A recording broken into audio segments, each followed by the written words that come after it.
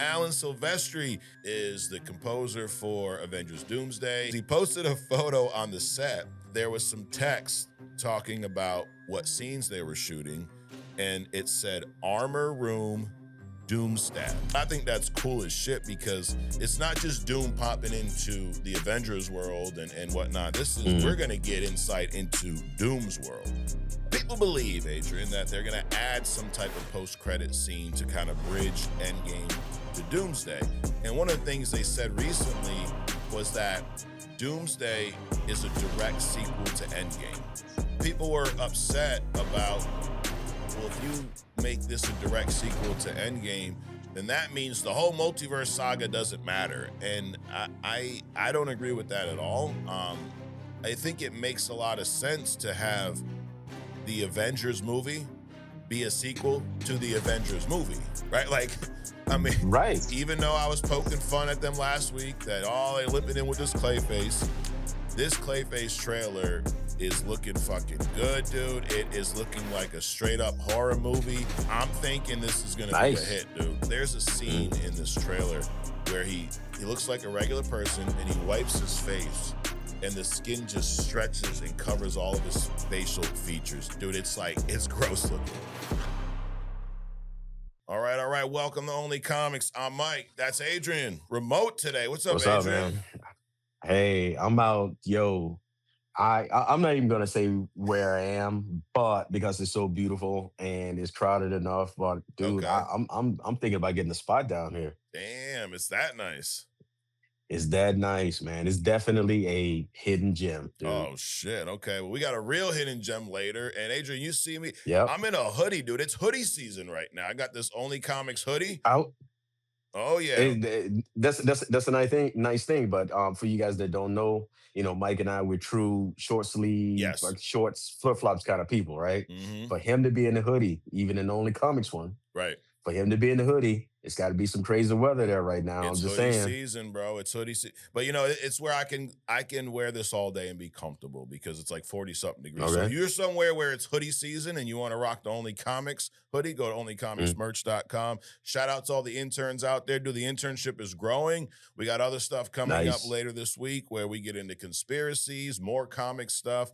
But we're going to do like we always do. Even though Adrian's remote, we're going to hold it the fuck down, Adrian, like we always do every single week. So we got some news. The news is a little light this week. I think people are recovering from the Doomsday, trailer leak that didn't really leak. And every day I see another rumor like Doomsday trailer tomorrow. It's coming tomorrow, but it still hasn't got here. I just do thinking about this. I'm a marketing guy. You're a marketing guy. This, to me, has been genius marketing by Marvel. This movie... Absolutely. I mean, dude, it comes out in December, right? Like, it's almost May. Mm-hmm. This movie comes out in December. We've seen a couple teasers that didn't tell us shit, right? Just told us kind of who was going to be in the movie. Right. And we read descriptions about the trailer. I'm sure we'll get a trailer soon, but think about how much interest this movie has and how little we fucking know about it. Right. Absolutely. I agree. The marketing on this has been genius. It definitely has not been lazy. Mm-hmm. I mean, nobody talked about how lazy marketing is. They talked about how lazy it is to put RDJ as Doom as opposed to Iron Man. Right. So hopefully we've gotten over all that stuff. But yeah, the marketing stuff has been absolute genius. And I think that we're going to see more of this mix of, so we got the Daredevil show. We got Jessica Jones coming in there. We don't know if Luke is going to show up. We saw the kid, right? Mm-hmm. But this mix of all these different shows, I'm sure I feel, and I agree with you, that maybe we're going to get a TV show character over into one of the Doomsday movies, right? So right. They're doing it. They're doing it. And one of the things that they're doing well is this showing us the preview without showing us the preview. Correct. Absolutely, dude. Like, tease us, right? Just bring us along, dude. Right? I mean, it's called a teaser for a fucking reason. I don't know about you, but I feel teased in the good way, Adrian. So, right. another... Diddy? What's that? What? No Diddy? No Diddy, bro. Yeah. Yeah, um, you gotta put that you out there. got to put that out there, dude.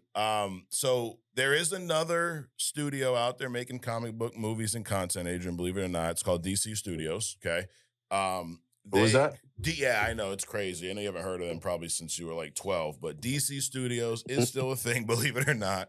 Um, they're Mm, working on Man of Tomorrow right now, which I like to crack jokes about them, but I also, dude, I'm a fan of DC. I'm a fan of Batman. I'm a fan of right. Superman, and I do like what Gunn is doing so far.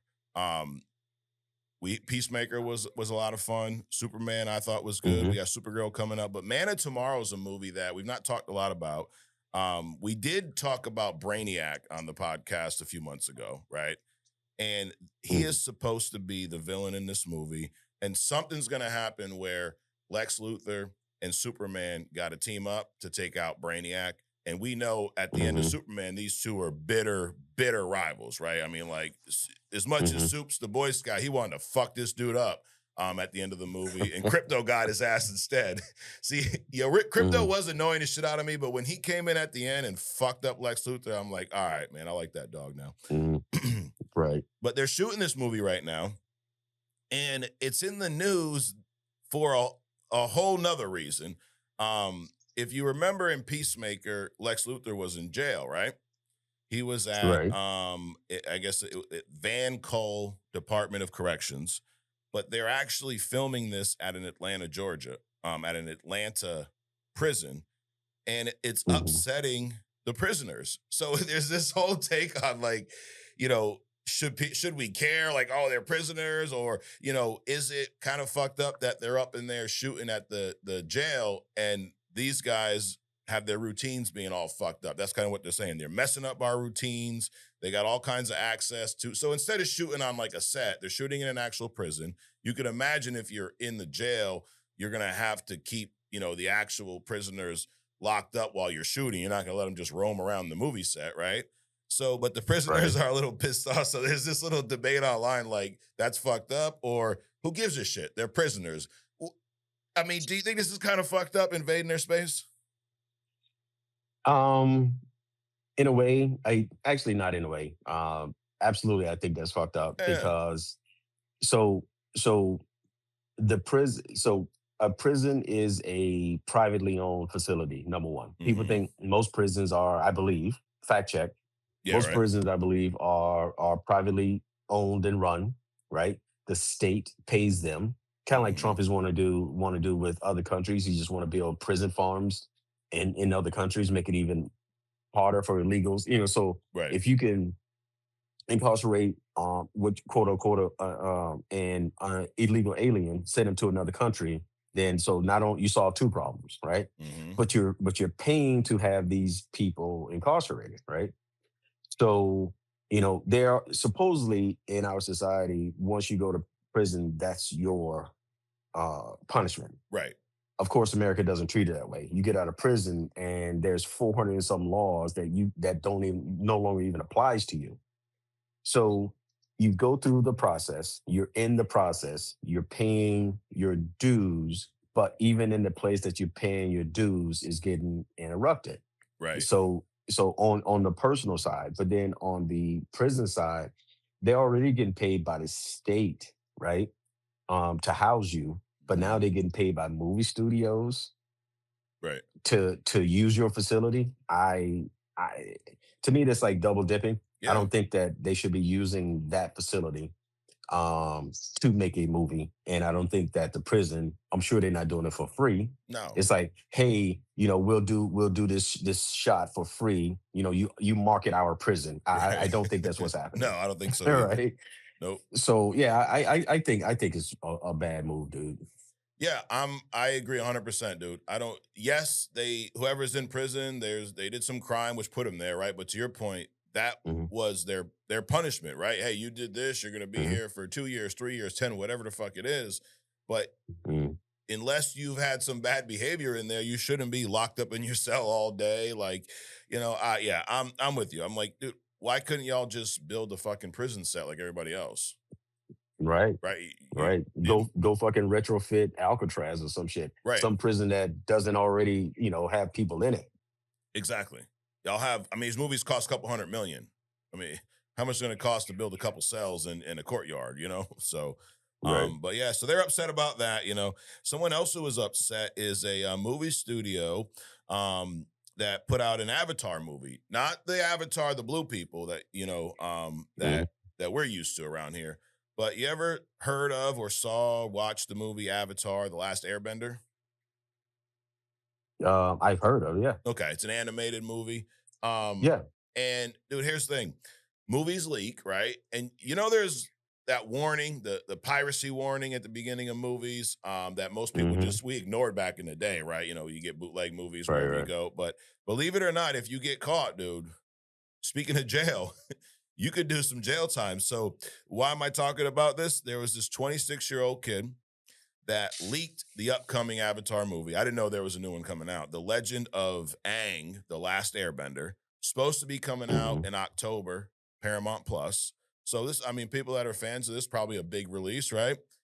This dude, he was apprehended in Singapore, but the leak initially they thought the leak came from within the studio because the first when something leaks, initially you're gonna think it's the people around you, right? Sure. So it was not. The police seized this guy's devices, and on one of his devices, he had a digital copy of this movie. And they said somehow he gained unauthorized remote access to a media server where he downloaded the film before distributing it online. Now, you're a tech guy, dude. How, like, how impressive is this that some 26-year-old kid got remote access to one of Paramount's servers and stole this shit? It's I don't want to downplay Okay. what happened. First and foremost, did he gain illegal access and download this, or did somebody give it to him? You know, Let's say this kid did in other this. He words, did this. okay. Well, they could be, speaking of, being lazy, they could be lazy in their investigation That's and true. assume that he did because they just want to, wrap this up as quickly as possible. Right. And not blame some insider who may have given it to this kid. But in the world of, I mean, you're a game guy.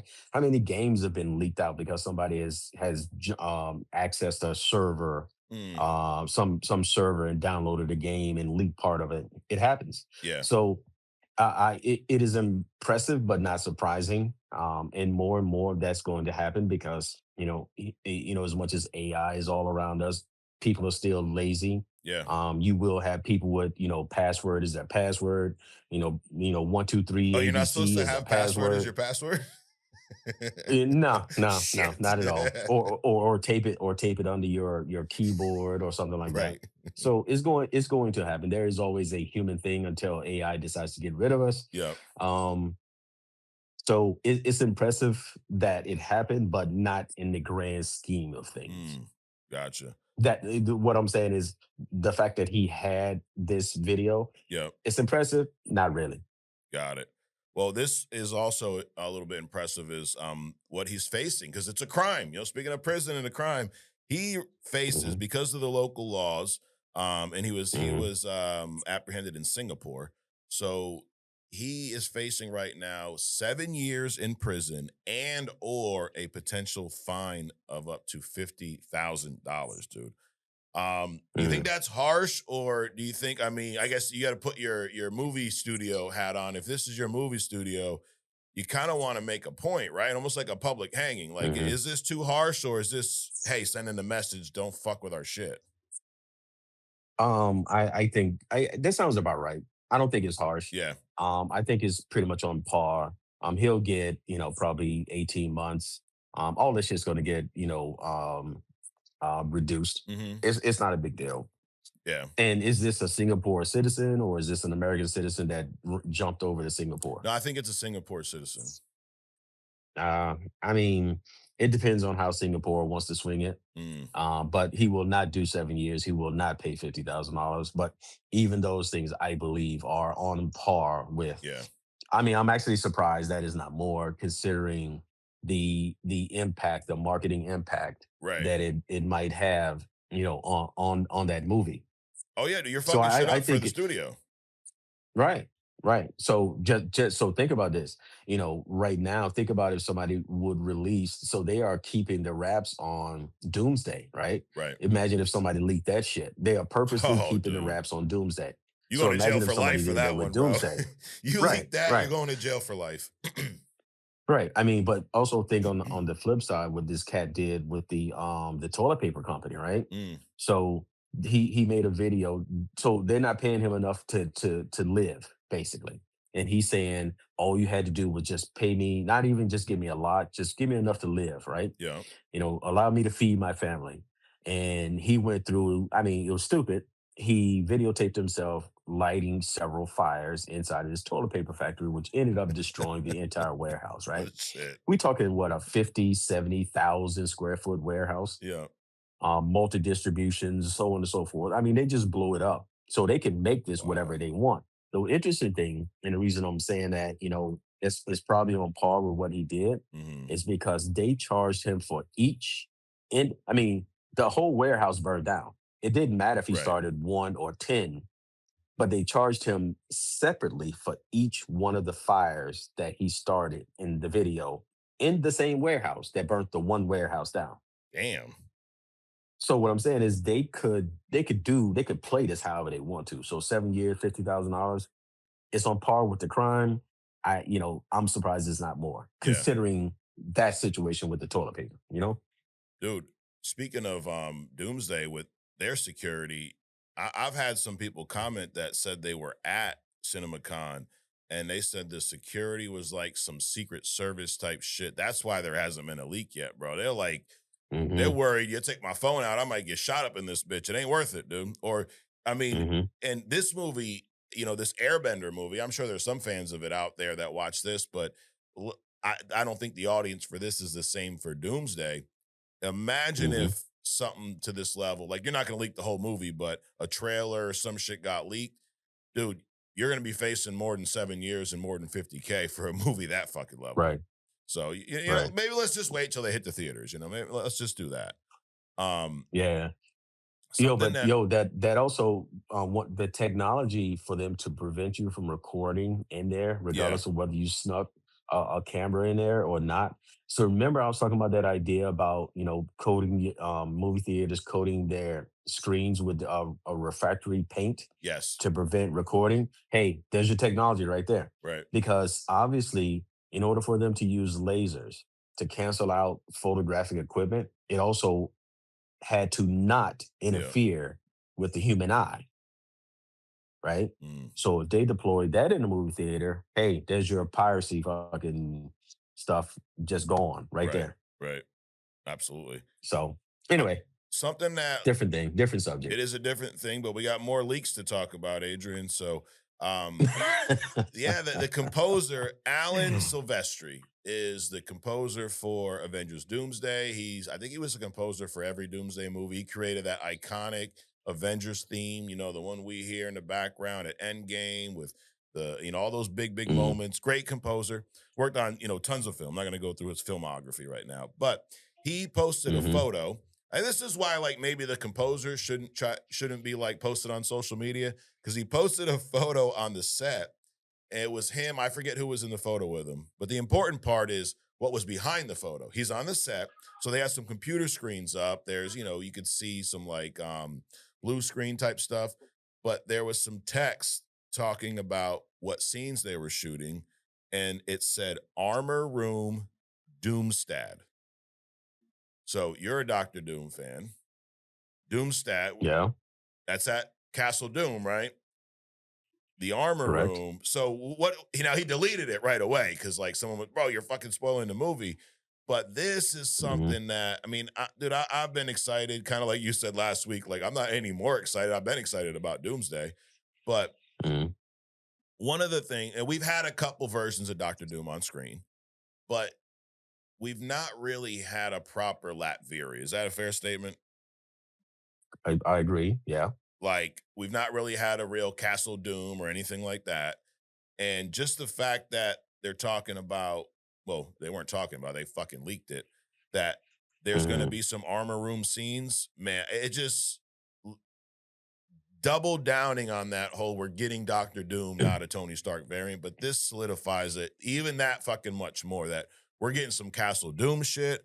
We're getting some armor room. Now, why is that significant? What's cool about that? Well, we've seen Tony Stark's armor room, right? Back in the day. Right. That was cool as shit. Hmm. Remember Iron Man 3 with all the fucking suits? So that means we're gonna see some type of shit like that for Doom. But with Doom, it's not just the suits, it's the tech as well. You know, we're on this Right. road to secret wars, and we got to this issue where he uses the time cube. You ever seen the time cube? He had No. Doom had that room. Remember the time travel room he created like years ago? Um, he took all the tech from that room and put it into a fucking cube. So he's fighting Morgan Le Fay. You'll like this because you had Morgan Le Fay as a hidden gem a while back. Right. He's fighting her, right? And she's powerful as shit. And in order to stop her, he uses the time cube and sends her back to 1 million BC because he's like, he can't beat her. Sentry ripped off her head and then she comes back again, right? She's fucking used her own time travel. Right. He fucking sent this bitch 1 billion years BC, dude. Get the fuck out of here. No time machine. You ain't coming back because he's like, I'm not going to kill her. But it just goes to show you how badass. So who knows what he's going to have Right. there. But I think that's cool as shit because it's not just Doom popping into the Avengers world and whatnot. This is Hmm. we're gonna get insight into Doom's world. And Right. I think that's Right. a big, I don't hate the Doom portrayals. You said this before about, some shitty characters. It's kind of like it's what we had at the time, right? We didn't have an Right. amazing Doom. I don't think the Doom in those first two Fantastic Four movies was horrible. I mean, the suit was Hmm. okay. The lightning power was stupid, but it was just cool to have some type of Doom on screen. But this Sure. just, I mean, it sounds like the more I hear about this movie, the more excited I am. And the fact that we're going to Hmm. get maybe a real Castle Doom sounds amazing, in my opinion. Right. Well, a couple of takeaways for me from this. One, people don't realize that, hey, we don't see it a lot, but Doom's armor evolves as well. Right. I mean, you got to have a Mark 1, Mark 2, Mark 20, Mark 30, so on and so forth, right? Sure. But with Doom's lab, I'm assuming we're going to see more of a kind of like a true science lab, like a I tech, bet. magic kind of, um, synergy going on because Doom is both tech and magic, right? Hmm. So that'd be cool to see his evolution of armor, maybe, or just at least some kind of, backdrop of it. Right. And the other thing is that, the saying about, you know, a woman has been in a lesbian relationship probably, at least once in their life, right? Okay. Because at the very least, at one time or another, she's had a cunt for a boyfriend, right? Damn. So who the fuck is this guy? Who the fuck is this guy? Why is he posted? So first of all, we had the flood of the directors. They want to start saying shit. They want to be in front of the camera now. Forget the actors. They're not this.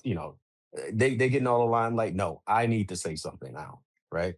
So then you got the whole directors. They got to start talking and tweeting and all this other kind of stuff. Mm. Now we got the people that's writing the score. We don't even know who you are. No, it was the cat with the with the OnlyFans, right? Oh yeah.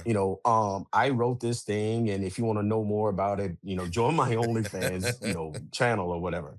Now we got the composer. He needs to come out. I mean, Yeah. come on, what's next? The janitor gonna be Yes. talking about his favorite fucking mop or something?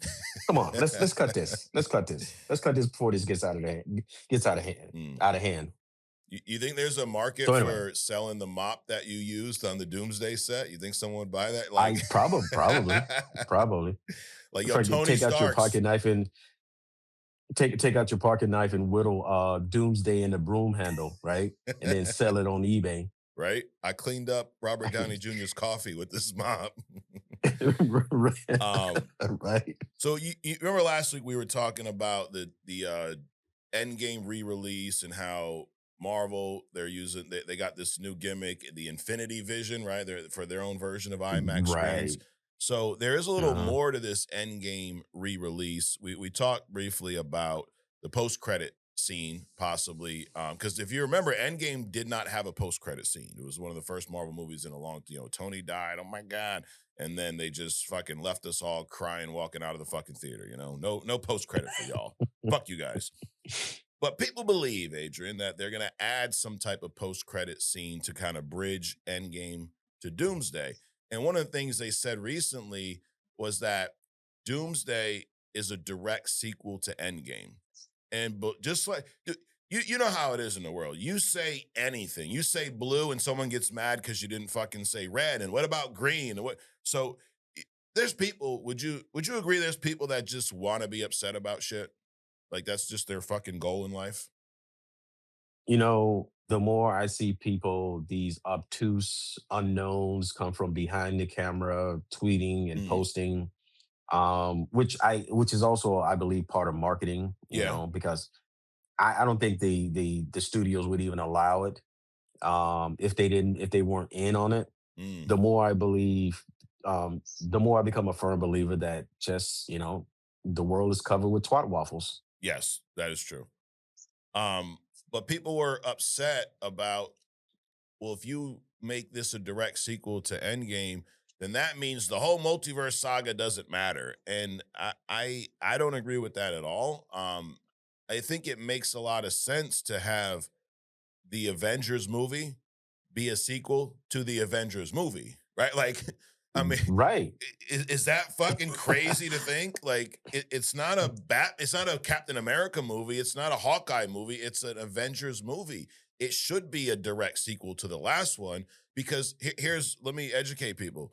Um, the audience for the Avengers movie is a bigger audience than it is for the Spider-Man movie, than it is for the Black Widow movie, right? So if we're hmm making another Avengers movie, we probably want to make something that's going to capture the audience of the last Avengers movie, not the audience of the Captain America movie. Like there are people that saw that Endgame but hasn't seen all this other stuff. So right, you're going to make a movie, a sequel where if you've seen all the other stuff, you're going to get more out of it.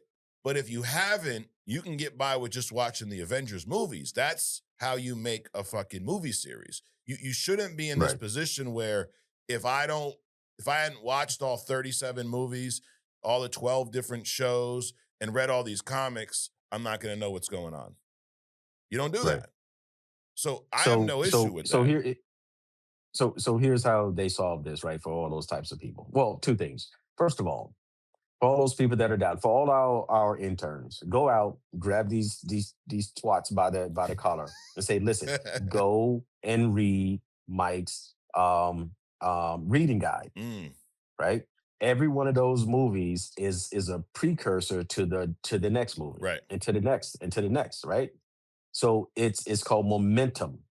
You build momentum Mm, besides anticipation, which is what they're doing with Doomsday by not releasing these right. these previews.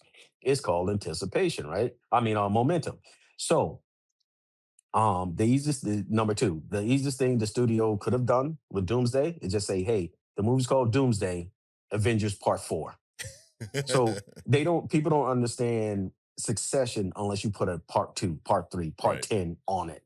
It's not a natural leap to them. You know, Yeah. a day in your life is a day in your life. Things happen. And then there's what? Hopefully another day. But Hopefully. this is just a continuation on the thing that happened before. Hmm. Dude, it's just so much shit. We could talk about dumb people all day, Yes, and we're not. What I'm gonna do now is but do we're not. something. Something I like to do is make a prediction, Adrian. So What's I'm that? gonna bring everybody back. Hey, Avengers Endgame. I said there was no post credit scene. Now you may have just dipped because I've actually been to the same movies with you, Adrian. And sometimes when that movie's hmm over, I see you. You run out of that motherfucker like Barry Allen himself, dude. I'm like, oh shit, there goes Adrian, right? And I'm usually sitting there to the last fucking minute of the credit because whatever. But if you remember at the end of Endgame, there was no post credit scene, but there was a noise. You remember this? I was probably hearing my own vacuum sound leaving the Okay. theater. That's why I asked.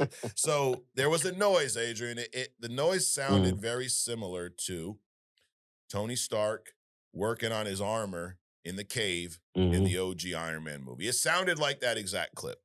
But Ah, I'm gonna take a couple of our news, pieces and tie them together and give you a prediction here. So I think I know where you're going. I think you do. If you've been following along, and you have because you've been here with me.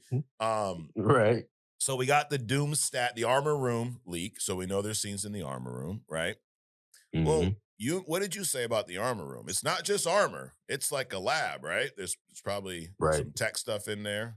Um, Iron Man makes his own suits. Well, who makes Doom suits, Adrian? Probably Doom. Probably Doom. So Yeah. could that tinkering noise, maybe they're gonna add a scene with Doctor Doom working on some type of armor. Maybe he's working on some type of device to travel the multiverse, to travel time, Mhm. or just the armor. But maybe we just get a little teaser at the end of Endgame with Victor Von Doom working on some suit. I don't care if it's 5 seconds, dude. How badass would that be? Like they're dripping Oh, out the that'd be marketing, right? So we all go see this right. Avengers re-release. They did say they're gonna have some new scenes, so maybe there's some deleted Oh, scenes we okay. see. Okay. But what if at the very end we get the ultimate Doomsday teaser with Victor Von Doom fucking tinkering away, bro? Oh, dude, that'd be awesome. That would be awesome, and it would make natural sense. Yes. Then those people could just shut the fuck up. That part. Yes.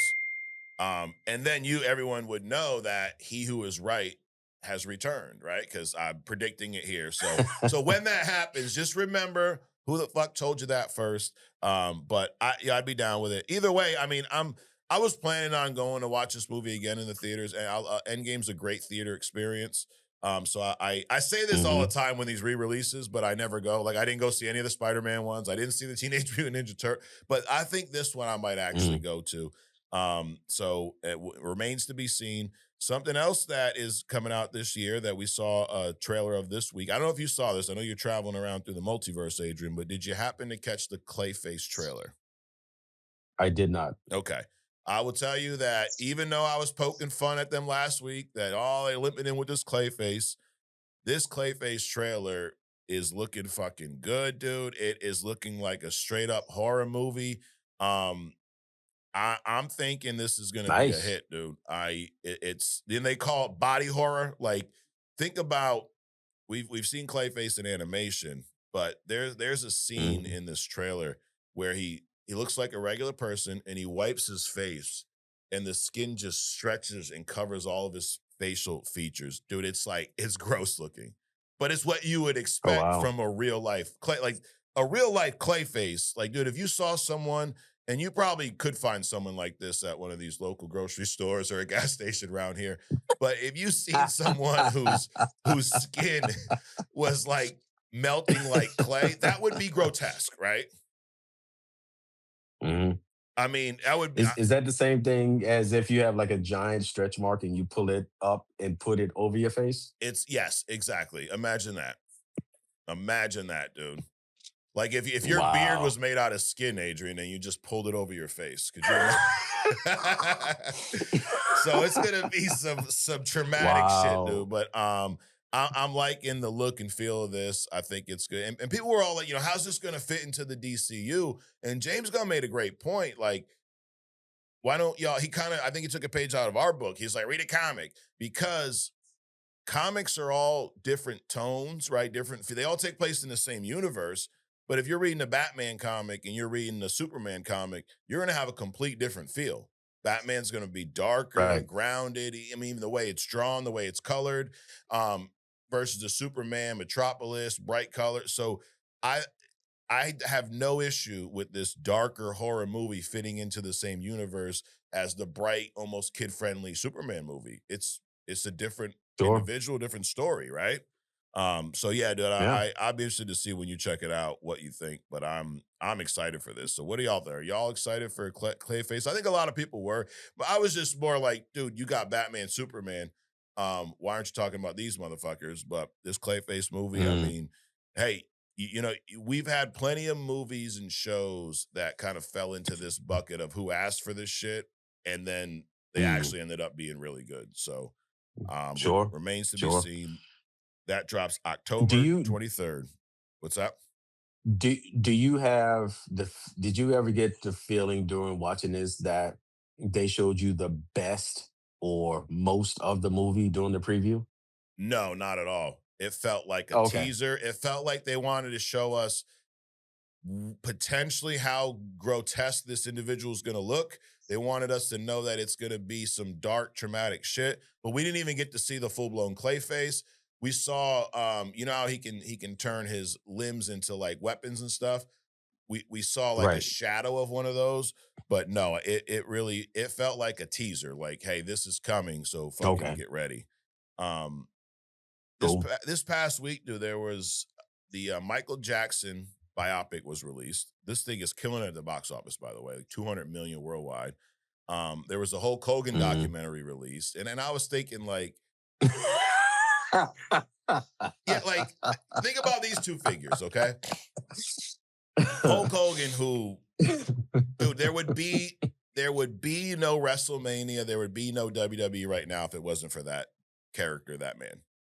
And Sure. now, did he say some horrific shit on camera? Yes. Did it get leaked? Yes. Did he have a half-ass bullshit apology? Yes. All those things are true. Did him backing Trump the way he did fucking alienate half of his fan base? 100%. But it got me thinking, dude. I've said this, we talk a lot off air, and I'm big on the gray area, right? Everything is not just black and white. There's a lot of nuance that we've talked about this. Some crazy, crazy successful people, dude, they've done some great things, some horrific things, some in the, um, but both of these two individuals have reached heights from a popularity standpoint that there's only a few names that go up there with Michael Jackson, Hulk Hogan, Michael Jordan. I mean, that's a small fucking list, right? Like, dude, Right. you remember the era of motherfuckers fainting at the sight of Michael Jackson, literally like Right. going into a panic attack. Like, I mean, I think you had Right. told me, or was one of your family members, or maybe it wasn't you. Someone had told me one of their family members couldn't go to work because Michael Jackson died. I'm like, what the fuck? No, no, I had someone in my family tell me they killed themselves if something ever happened to Michael Jackson. Oh, I was okay. like, wow, that was a stupid statement. Yeah, well, hopefully they didn't do that, but No, it's it's funny. You have a Michael Jackson reaction. People fainting around mm, him, and then you got people sticking themselves with pins and shit to not faint around R. Kelly. Like, no, no, no, I can't faint around this motherfucker. right, yeah, or Bill Cosby. Right. Shit. But they both now with Michael Jackson, he he'd never been guilty for any of these things. And when you dig into him, a lot of the Hmm. whole, the accusations, it seems to be someone who he was helping out with money, then he stopped, then all of a sudden these things happen. So I still wouldn't let my kid sleep over his house, but Hmm. I can't say he did or didn't. And Hulk Hogan was a little more. These things came out like there was no dispute in that. It was just, um, but it brings me to the question about cancel culture, right? You've heard this over the years, like you say too many of the wrong things with the wrong group, and you get canceled, Adrian, right? Um, Right. Right. remember Gina Carano? She was the MMA Yep. fighter. Yep. She was, and then she got into acting a little bit. She was in the Fast and Furious franchise. She was, or I may be wrong about that. She was in the Deadpool movie, the first Deadpool movie. And she was Yep. in The Mandalorian. She played a pretty cool role in the first season or two of The Mandalorian, right? But then she had made some comments online, and she's very, very much on the conservative side. Made some crazy COVID Hmm. 19 claims, a bunch of shit that at the time people weren't cool with. Now these are just things she said. She didn't kill nobody. She didn't do no shit, right? Um, and they were hashtagging fire Gina Carano, all this shit, and Lucasfilm did fire her. Remember this shit? They literally like got rid of her, Yep. and she was canceled for a long time. Like you haven't heard anything about her for a minute now. It's been some time, and due to her fight with Ronda Rousey, so there's a MMA fight between these two happening on Netflix soon. She's kind of getting back into the media again, and I think what people realize is like whether you agree with the stuff she said or not, whether it offended you or not, I think they realized that maybe we went a little too strong. Like, we didn't really need to Hmm. like cancel this chick from being in movies and shit. Like, okay. So they actually announced recently she did that she's back in talks with Disney, with Lucasfilm, to be back in the Mandalorian franchise. She's talking with John Favreau. And so it kind of was like, it wasn't the people involved with the movie production, the show. It was the studio execs behind the scenes that just fell into this social media pressure and canceled her Hmm. because, she was on the wrong side of the take, if you will, according to them. But Right. and dude, I read a lot of the stuff she said. I don't like the things that she did when it came to George Floyd and all that. I Hmm. don't like and outside of that, I don't care about the comments she made about COVID-19. We all know that was a bunch of bullshit, and it kind of leads to that. Like, dude, there's everybody acts like we need to be on separate sides, but I think most people would meet in the middle on a lot of these, different decisions, right? Hmm. So, Yeah. but she's back in alignment, and I say it. That's a lot to just ask the question, like, do you think? And I think I could probably guess what you're going to say, but do you think we're in a society now where we're too quick to just want to cancel somebody for one statement? I hate to even say wrong statement. One statement that you don't agree with, that we have different idea. It's like you either agree with me or you shouldn't be allowed to have an opinion. Do you feel like Hmm. we've gone way too fucking far? So a few things on that. We go back to my earlier statement about twat waffles. Mm, It's so easy for people to have an opinion because they are nothing without their opinion. right, They want to they want to be in the limelight so badly they're willing to injure or hurt someone else. Um, in order to get themselves into position for however long that lasts, right? I'm capable of a lot of things, but one thing I've grown to understand is don't mess with a man's ability to put food on his plate for his family, right, right? And people don't understand that. Especially the younger generation, they don't, because if you don't own nothing, I mean, if you own nothing, you are responsible for nothing. You don't understand loss.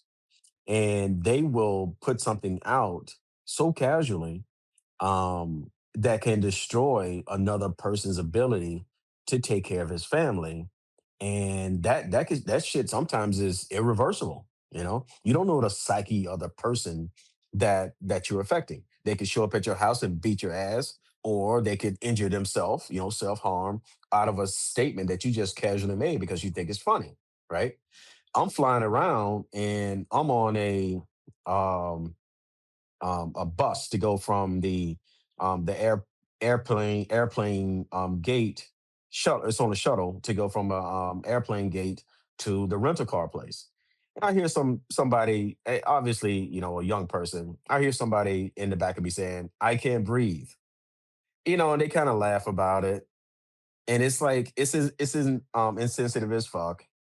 But they don't see it that way. It's just funny to them. mm, Now, if I would have turned around and hatchet this bitch in a fucking forehead, I would have been wrong, right? right, But that's the world we live in. So that's the long way of saying, yes, I do believe that we're in a society where people are quick to judge, and not only are they quick to judge, to label, to point, they do it without consequence. yeah, They don't think about what is this going to affect, including their own safety, because they don't know how the other person is going to react. right. I'm also a realist too, Adrian. Though I am, the world. This is the world we live in, right? So, like, as much as I'm Mm, going, yeah, we shouldn't cancel people, for saying, the wrong thing. If this is the environment we live in, you might, not that you can't have those opinions, but you remember back in the day, it was, you don't talk about politics and religion, right? You're at the dinner table. right, Or you don't talk right. about that with, associates, right? Like, we're friends. Hmm. we want to bring up that. We want to get into those talk. You know me, I'm good. I don't give a fuck. You could be whatever side, whatever religion. I'm more interested. Hey, why do you believe that? Versus I'm going to take offense to it. But Adrian, most people are not Right. as mature as me. Unfortunately. Um, Hmm. but it is where it's almost like it's too open now, where you can say whatever the fuck you want, and you may have to, like you've said, this freedom of speech is free, but it ain't free of consequence. So Right. I could argue all day that yeah, it's wrong that people got canceled, that she got canceled, but also that is the world we live in, so it's the Sure. yin and the yang, right? So I mean, I'm not going to go out and take all whatever anti this, all these takes online. I mean, I'll tell you that if I think a movie's stupid or I don't like this character, but I also don't care about those issues that much to try to sway you Right. or offend you. Like, bro, have your opinion, I got mine, we're good. Right. Absolutely. But what does that have to do with comics, Adrian? What that's to do with comics is that she's back. She's back in the fold, which, listen, dude, I again, I don't agree with a lot of things she said, but I'm happy that she's getting back into this role because I also can separate the person from the art, the whole art from the artist thing Absolutely. in a lot of situations. There aren't many, Absolutely. like we've talked about this like with R. Kelly. Remember we were at that jazz place and they started Yep. playing R. Kelly, right? And it was just, dude, and me, I'm watching, I'm looking around the room. And at first, Mhm. everybody's still as shit, right? And all of a sudden, a couple Right. people's heads start bumping. And I'm watching it. I'm like, all right, all Mhm. right. Because listen, I like his music. Now, I think the things he did was fucking horrible. I think he's right where he needs to be. Maybe he's at the Atlanta Mhm. prison getting pissed off because they're filming. Like, fuck you, Superman. I'm trying to make my songs over here. But Getting pissed off or pissing on somebody. that too.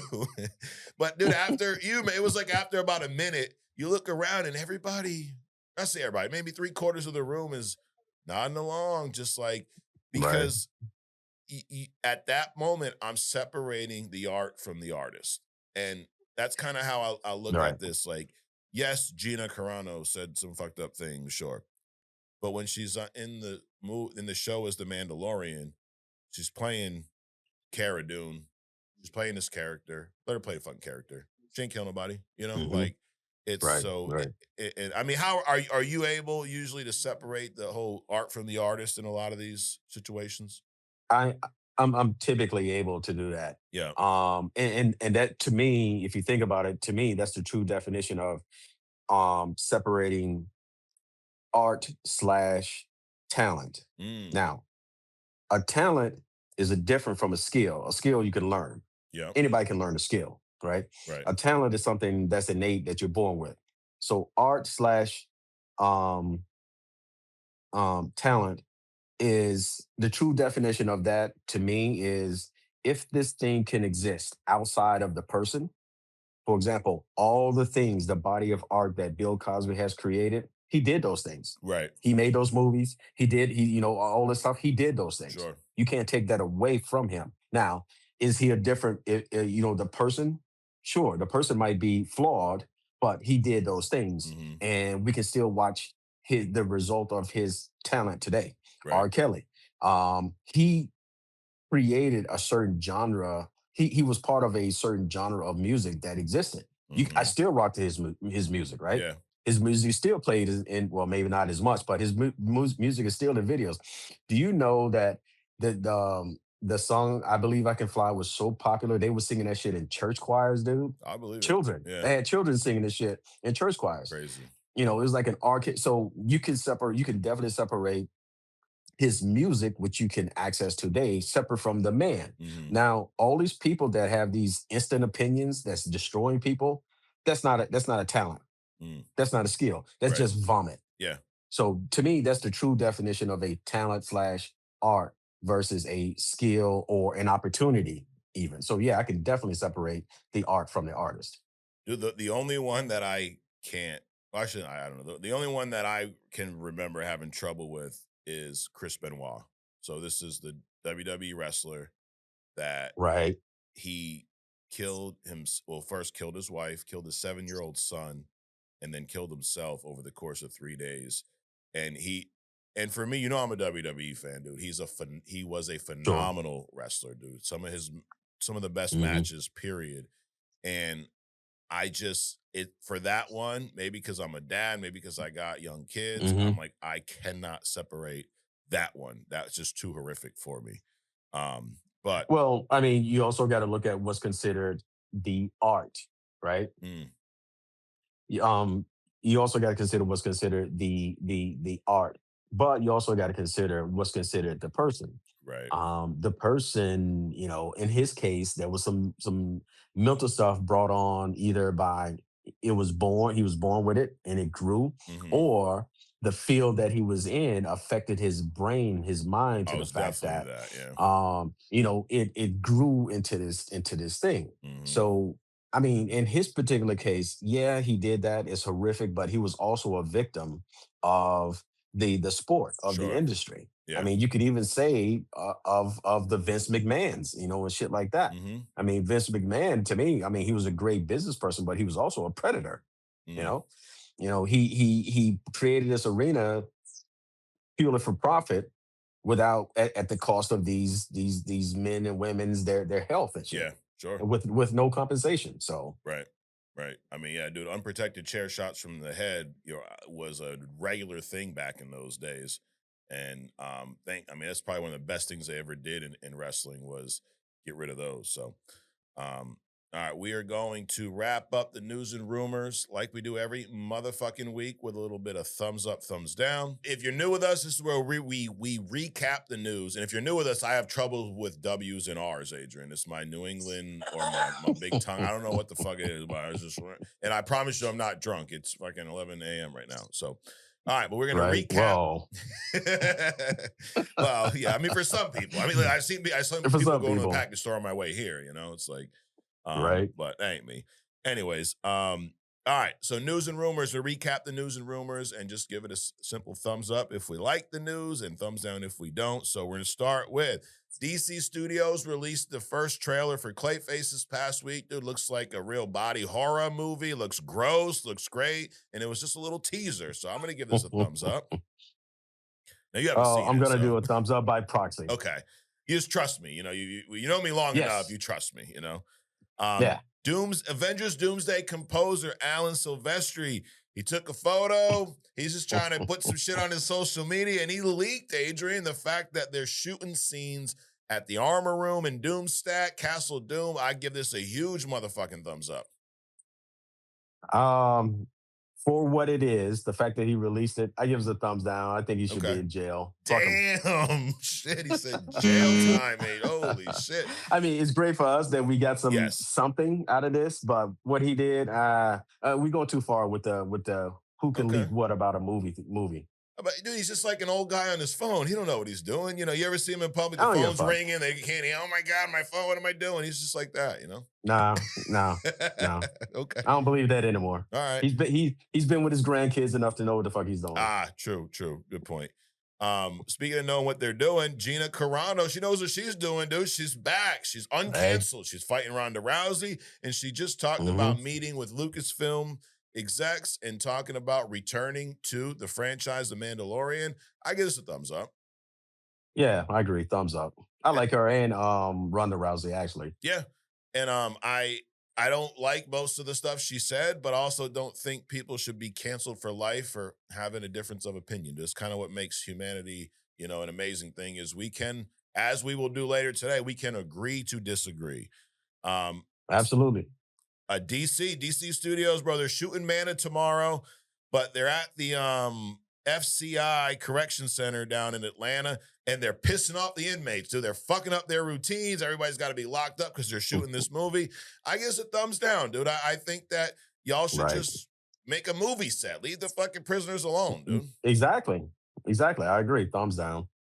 There was a 26-year-old arrested for leaking an upcoming Avatar movie. It was The Legend of Aang, The Last Airbender. This dude out in Singapore got access to a media server somehow, downloaded the film, distributed it online, and now he's facing up to 7 years and a potential fine of $50,000. I don't know what to give this dude. I think I got to give it a thumbs down, dude. I mean, I know the guy broke the law. I know he fucked up, but I'm giving the whole situation a thumbs down. Thumbs up. That's somebody else's property. You Okay. don't have the right to take it, distribute it, do it just because you have access to it, just because you see it, just Mm. because you see a woman walking down the street with a purse. That doesn't mean that the purse is yours. Okay. Simple as that. All right. You know what? So You're fuck him selling and me, that old Adrian. I man. think I want to go back in time. I'm going to give it a thumbs up. Yeah, put this guy in fucking jail for 20 years. Maybe not that long. Maybe not that That's long. that's a bit much, Yeah, but yeah. But hit him with the is fine he at black? least. No, he's I from mean, 20 Singapore. years. Come on, dog. That's a lot for that. It is. It is. And the last thing, this is not really new news, but it was talked about again this past week, and I'm excited about it, so I'm talking about it. Avengers Doomsday is confirmed to be a direct sequel to Endgame, and in the re-release of Endgame, they're gonna add some additional scenes, maybe a post-credit scene. So I'm giving this a thumbs up, dude. I like that. Thumbs up. Make that bridge that gap, as they Yeah. say. Absolutely. So that is thumbs up, thumbs down, guys. Like, subscribe, Cool. share this with somebody. Give it to your mom, your dad. Mother's Day is coming up. Great Mother's Day present. Only There you comics, go. right? It's free. Just give them a link. We got almost 3 years worth of content, Adrian. Would you believe this? Next week's show is going to be our 3 year Only Comics anniversary. Can you believe that? That's crazy. That is That's crazy. crazy. Hey, maybe have you seen the Trump No, Mother's Day card? no. Oh, dude, this is funny as hell. Maybe we can get he did a podcast call out for us, a commercial for Yeah, us, yeah. right? Shout out. Yeah. Maybe he can maybe we can get him to do a Mother's Day Mm. card from Only Comics to our fans that you can give out. We should.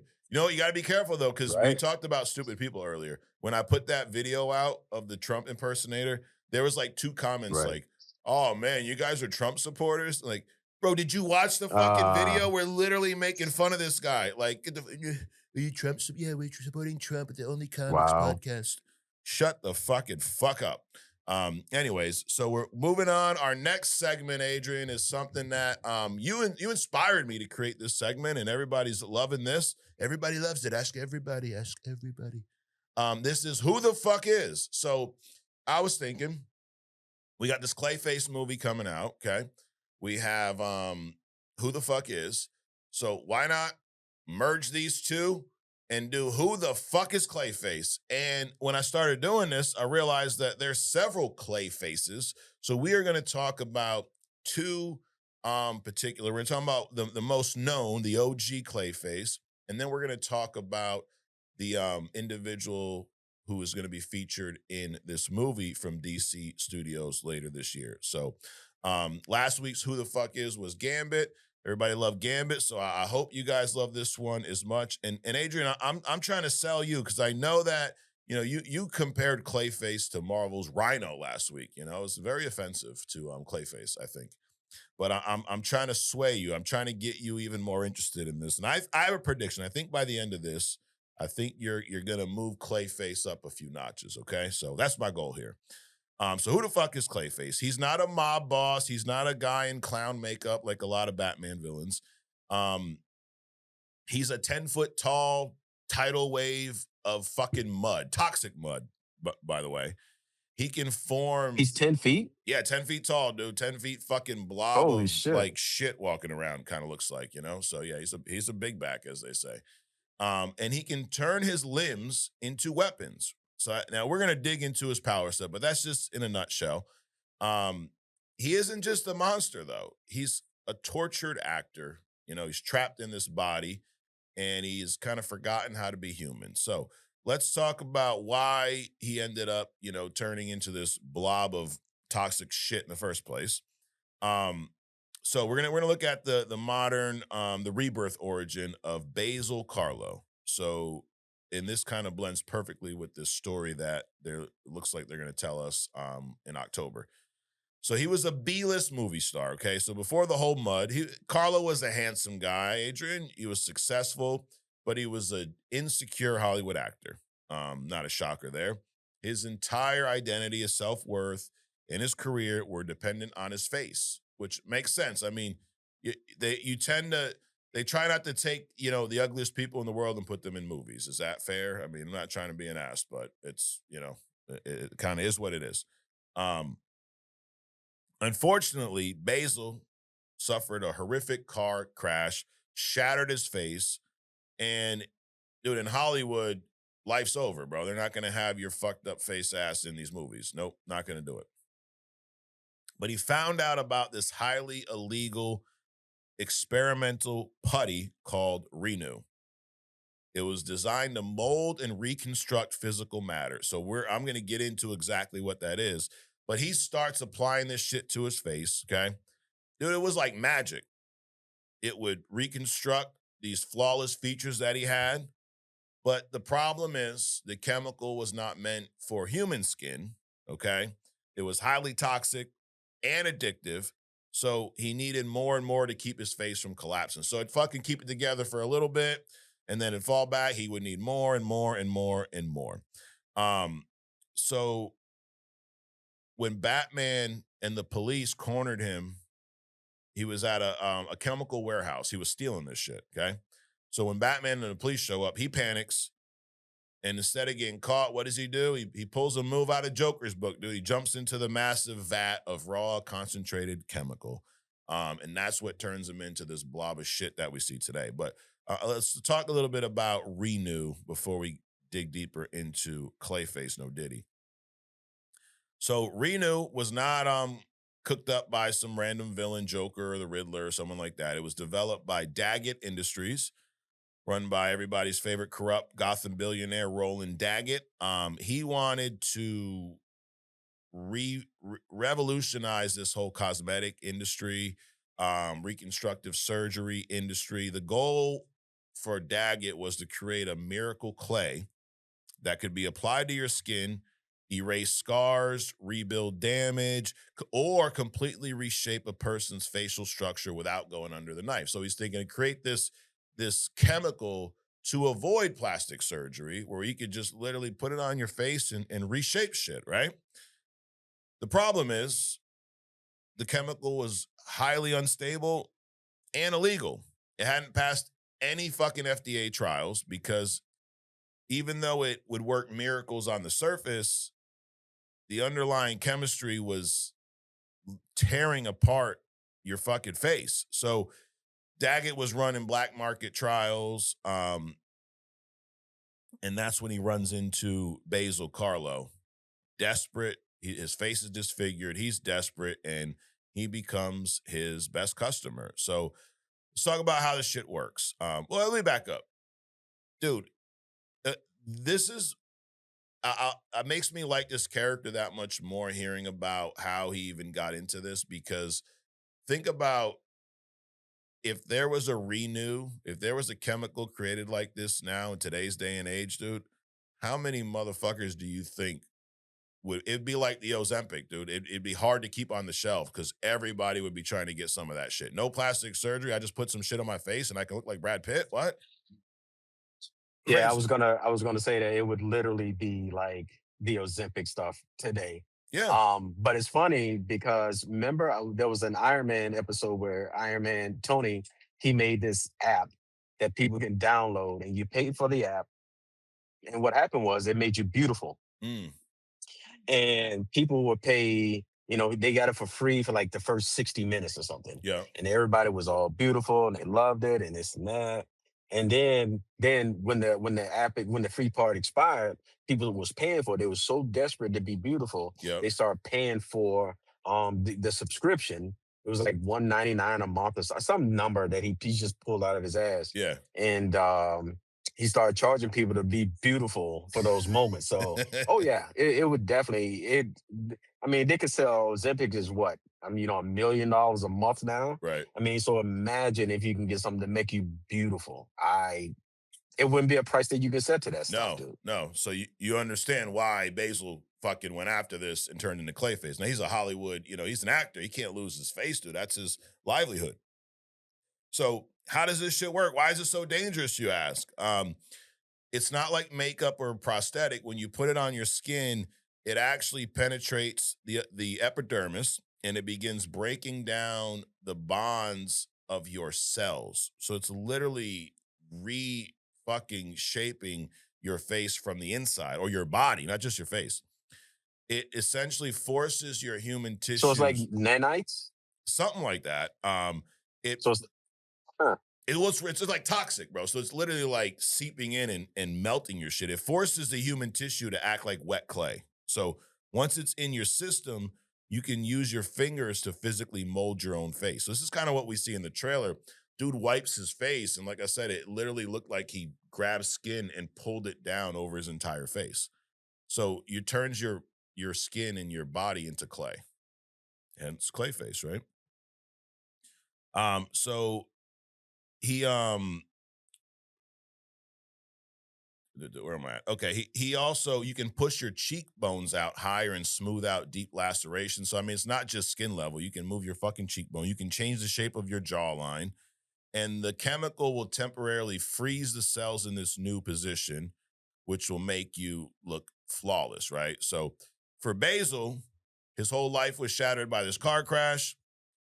Renew for him was like magic. He applied it, sculpted his face back to this, perfect movie star, and stepped right back in front of the camera. So everything sounds good, right? What could go wrong, Adrian?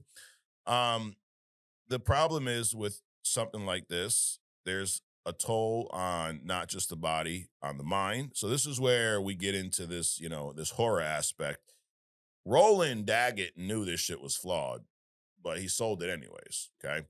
So you know those commercials like this medication, and then they go off for like 20 minutes about the side effects. Like it could be side effects could range from headache to asthma to an aneurysm to you die again to you get cancer. And you're like, whoa, maybe I'm just good with having the headache, dude. I don't need to take that pill. Well, this And, drug, they all know it, dude. They yeah, all know it. Just like in back in the whatever when they first started with nicotine, yeah. they knew that shit was gonna kill you. Just like sugar, they knew what it does to people. But they do it anyway for profit. Absolutely. Well, Roland Daggett did the same thing, bro. He did this for profit. So believe it or not, the human body is not meant to be molded like Play-Doh and shit. I don't know if you knew that. The chemical freeze wasn't permanent. After a few hours, the drug begins to break down. And when it does, the user's natural cellular structure breaks down with it. So it wouldn't revert back to like the scarred state. It would begin to sag and melt and lose its structural integrity. So you're putting this shit on to turn your face into clay. You mold it, it freezes for a period of time. After a few hours, it breaks down, and now your original face is even more fucked up than it was the first time, and it has no structure to it because it's melting everything around it. um Sounds like a pretty fucked up side effect. And then the addiction piece, so to keep his face from sliding off of his skull, he had to keep applying more and more Renew. Then his body developed this chemical dependency on it. So if he didn't get his fix, he would experience withdrawals pretty much, agonizing pain. His DNA would try to tear itself apart. So the chemical didn't just affect his skin, it seeped into his brain. It altered his neurochemistry. Basil became hyper aggressive, deeply paranoid, and completely detached from reality. He started viewing anyone who tried to stop him from getting the chemical as an enemy who wants to destroy his career. Dude, it literally sounds like, I mean, unfortunately, a drug addict, right? Like someone on some hard Right, fucking right. drugs.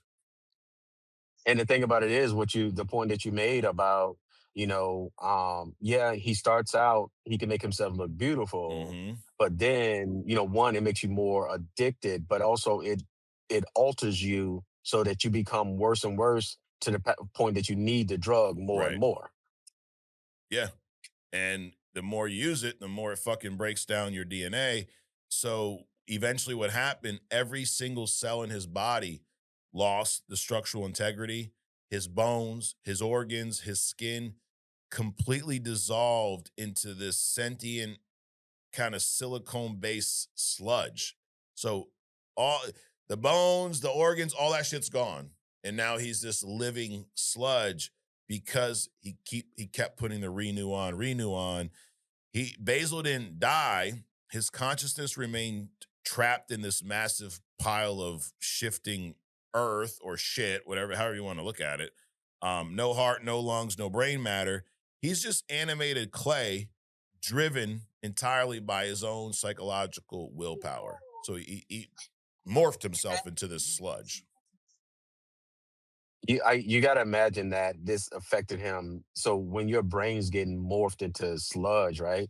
Right. It obviously would affect that from a psychological point of view, but to physically see and experience and go through all of your whole body transforming, I mean, that's got to fuck with you, right? Oh yeah. So you go from being a beautiful person to all scarred up. You know that's going to affect you emotionally. Hmm. So imagine your whole body turning into this, just a I don't know. It's like somebody can pee you out of their ass, kind of a situation, right? Right. Right. Yep. Does not sound good to be peed out of anyone's ass, Adrian. Does not. It's not a goal of mine.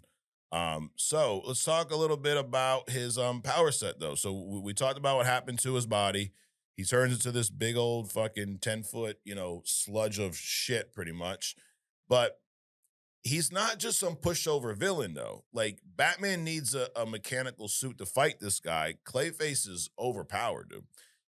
He doesn't just look like someone. If Clayface turns into Commissioner Gordon, let's say, he can mimic the face, the vocal cords perfectly, fingerprints. He can even replicate a person's retina patterns to bypass biometric security, bro. So he can open your iPhone, Adrian. He take your phone. He can look like you. Open your iPhone. Go to your Cash App. Go to wherever. Take your fucking money. Pass it back. And what are you gonna do? You ain't gonna be able to prove anybody stole it. He looked just like you. He used your, he mimicked your retinas. So pretty badass from a transformation standpoint. And we talked about shapeshifters and stuff before and how they all kind of have their limits. Um, the What about big the smell though? yeah, I don't know what he So smells even like, though he dude. might, even though he starts out looking like shit, Yep. does he smell like shit when he looks exactly like you? I don't think so, because I think it's more, it's clay, like dirt based. So I think he probably just smells like outside.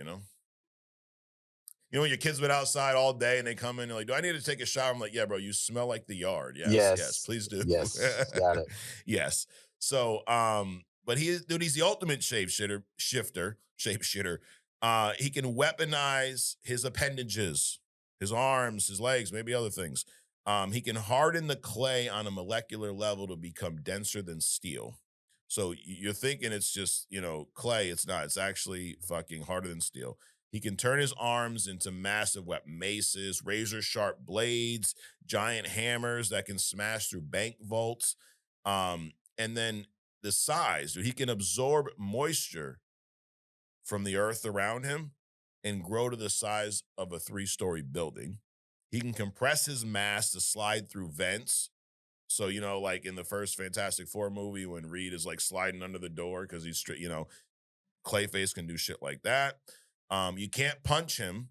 If you shoot him with a machine gun, the bullets just sink harmlessly into his mud. So you can't shoot him. If you cut off his arm with a sword, he just mentally commands the mud to slither back to his body and reattach itself. His natural muddy state is also toxic. So if he were to like give you a hug, bro, and wrap you up, you would suffocate and suffer severe chemical burns. So he's, dude, pretty much unstoppable when you think about that. So what about regeneration? Like, can he regenerate from like a drop of his sludge? I don't think he can regenerate, but I think the problem is he can control all those drops so they're never really dead. Like you cut off his arms and legs, he can just pull them back together. Um, but I don't think he can straight up regenerate. But obviously, there's a way to stop him, right? I mean, you know why? He's he's Batman's foe. Batman don't lose, bro. You don't lose twice. Let's put it that way. Um, I'm thinking freezing. you might be onto something. So let's see. If he's as powerful, how does a guy with fucking batarangs beat him? Well, Adrian, the first one is extreme freezing. So this is Batman's go-to usually. Liquid nitrogen capsules. So if you freeze the water molecules trapped inside the clay, his body will lock up. He becomes a frozen statue and he can literally shatter into pieces. The problem is, eventually he's going to thaw and reform. Okay. So you may beat him in this one fight, but that ain't going to stop him forever. So, Extreme so heat, the idea would be to just freeze them and then refrigerate them. keep him frozen like Walt Disney, bro. Put him on ice. Um, that's a rumor, by the way. If you lock him in No, a no, that's true. you That's think true. that's true? You No, think I don't know. No, I don't. I don't. I don't think I so don't. either. No. There's a rumor that the reason Disney made the Frozen movie was so that people, when they look up, is Walt Disney frozen, that this would the Disney Frozen movie would take up all the searches because it would be much more popular than people Googling, is Walt Disney frozen? So I don't know if that is any truth, but I mean, it sounds like a genius way to fix the algorithm, right? Absolutely. So I think there may be some truth to that.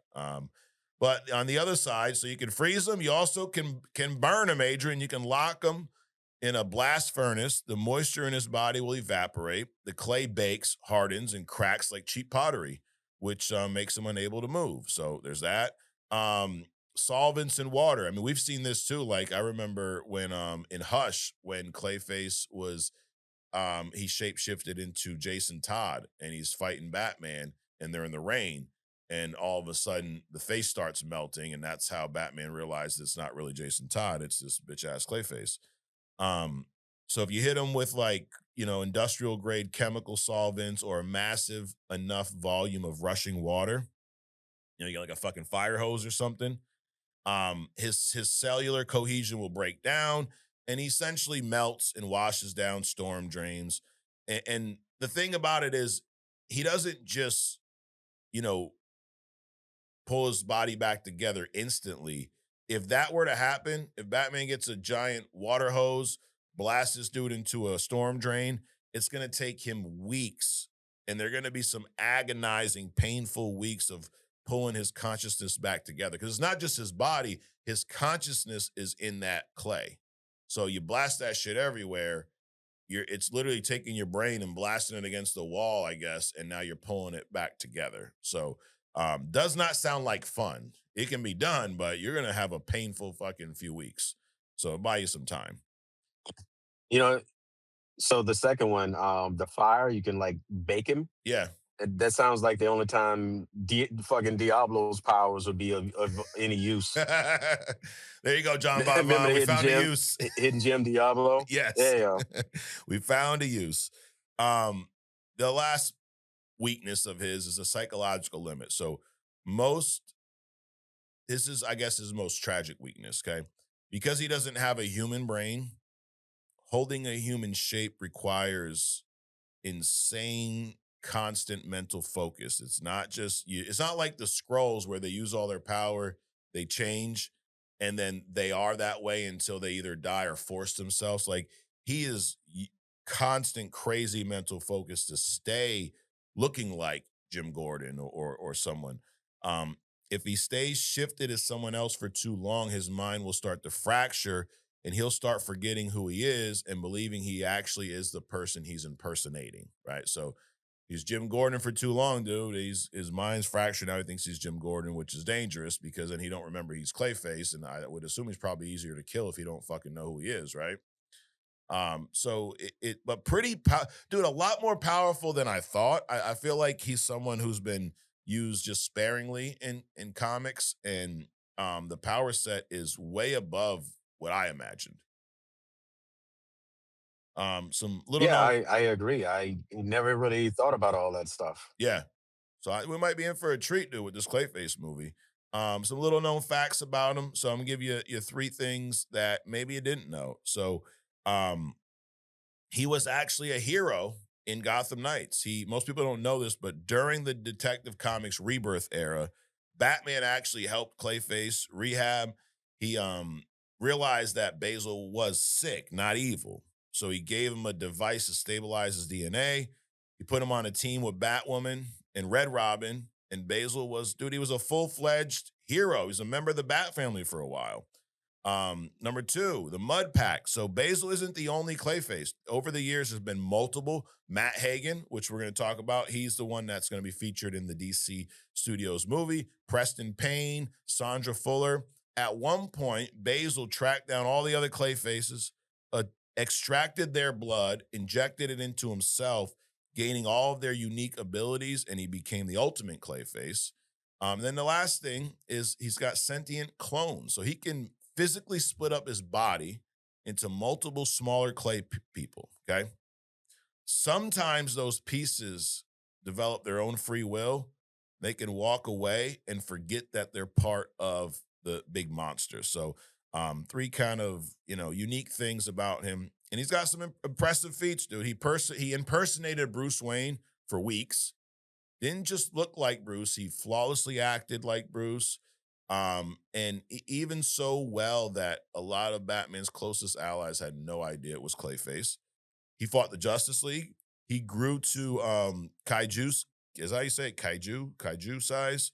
It's going toe to toe with people like Wonder Woman, Martian Manhunter. He's taken hits from gods and just reformed his body. Um, During his time as a hero, there was a massive bomb. It was about the level of chunk of Gotham. Basil expanded his mass, completely enveloped the explosion. He allowed it to detonate inside his own body, dude.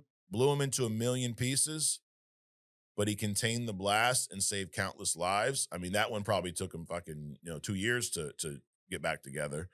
But dude, pretty badass character.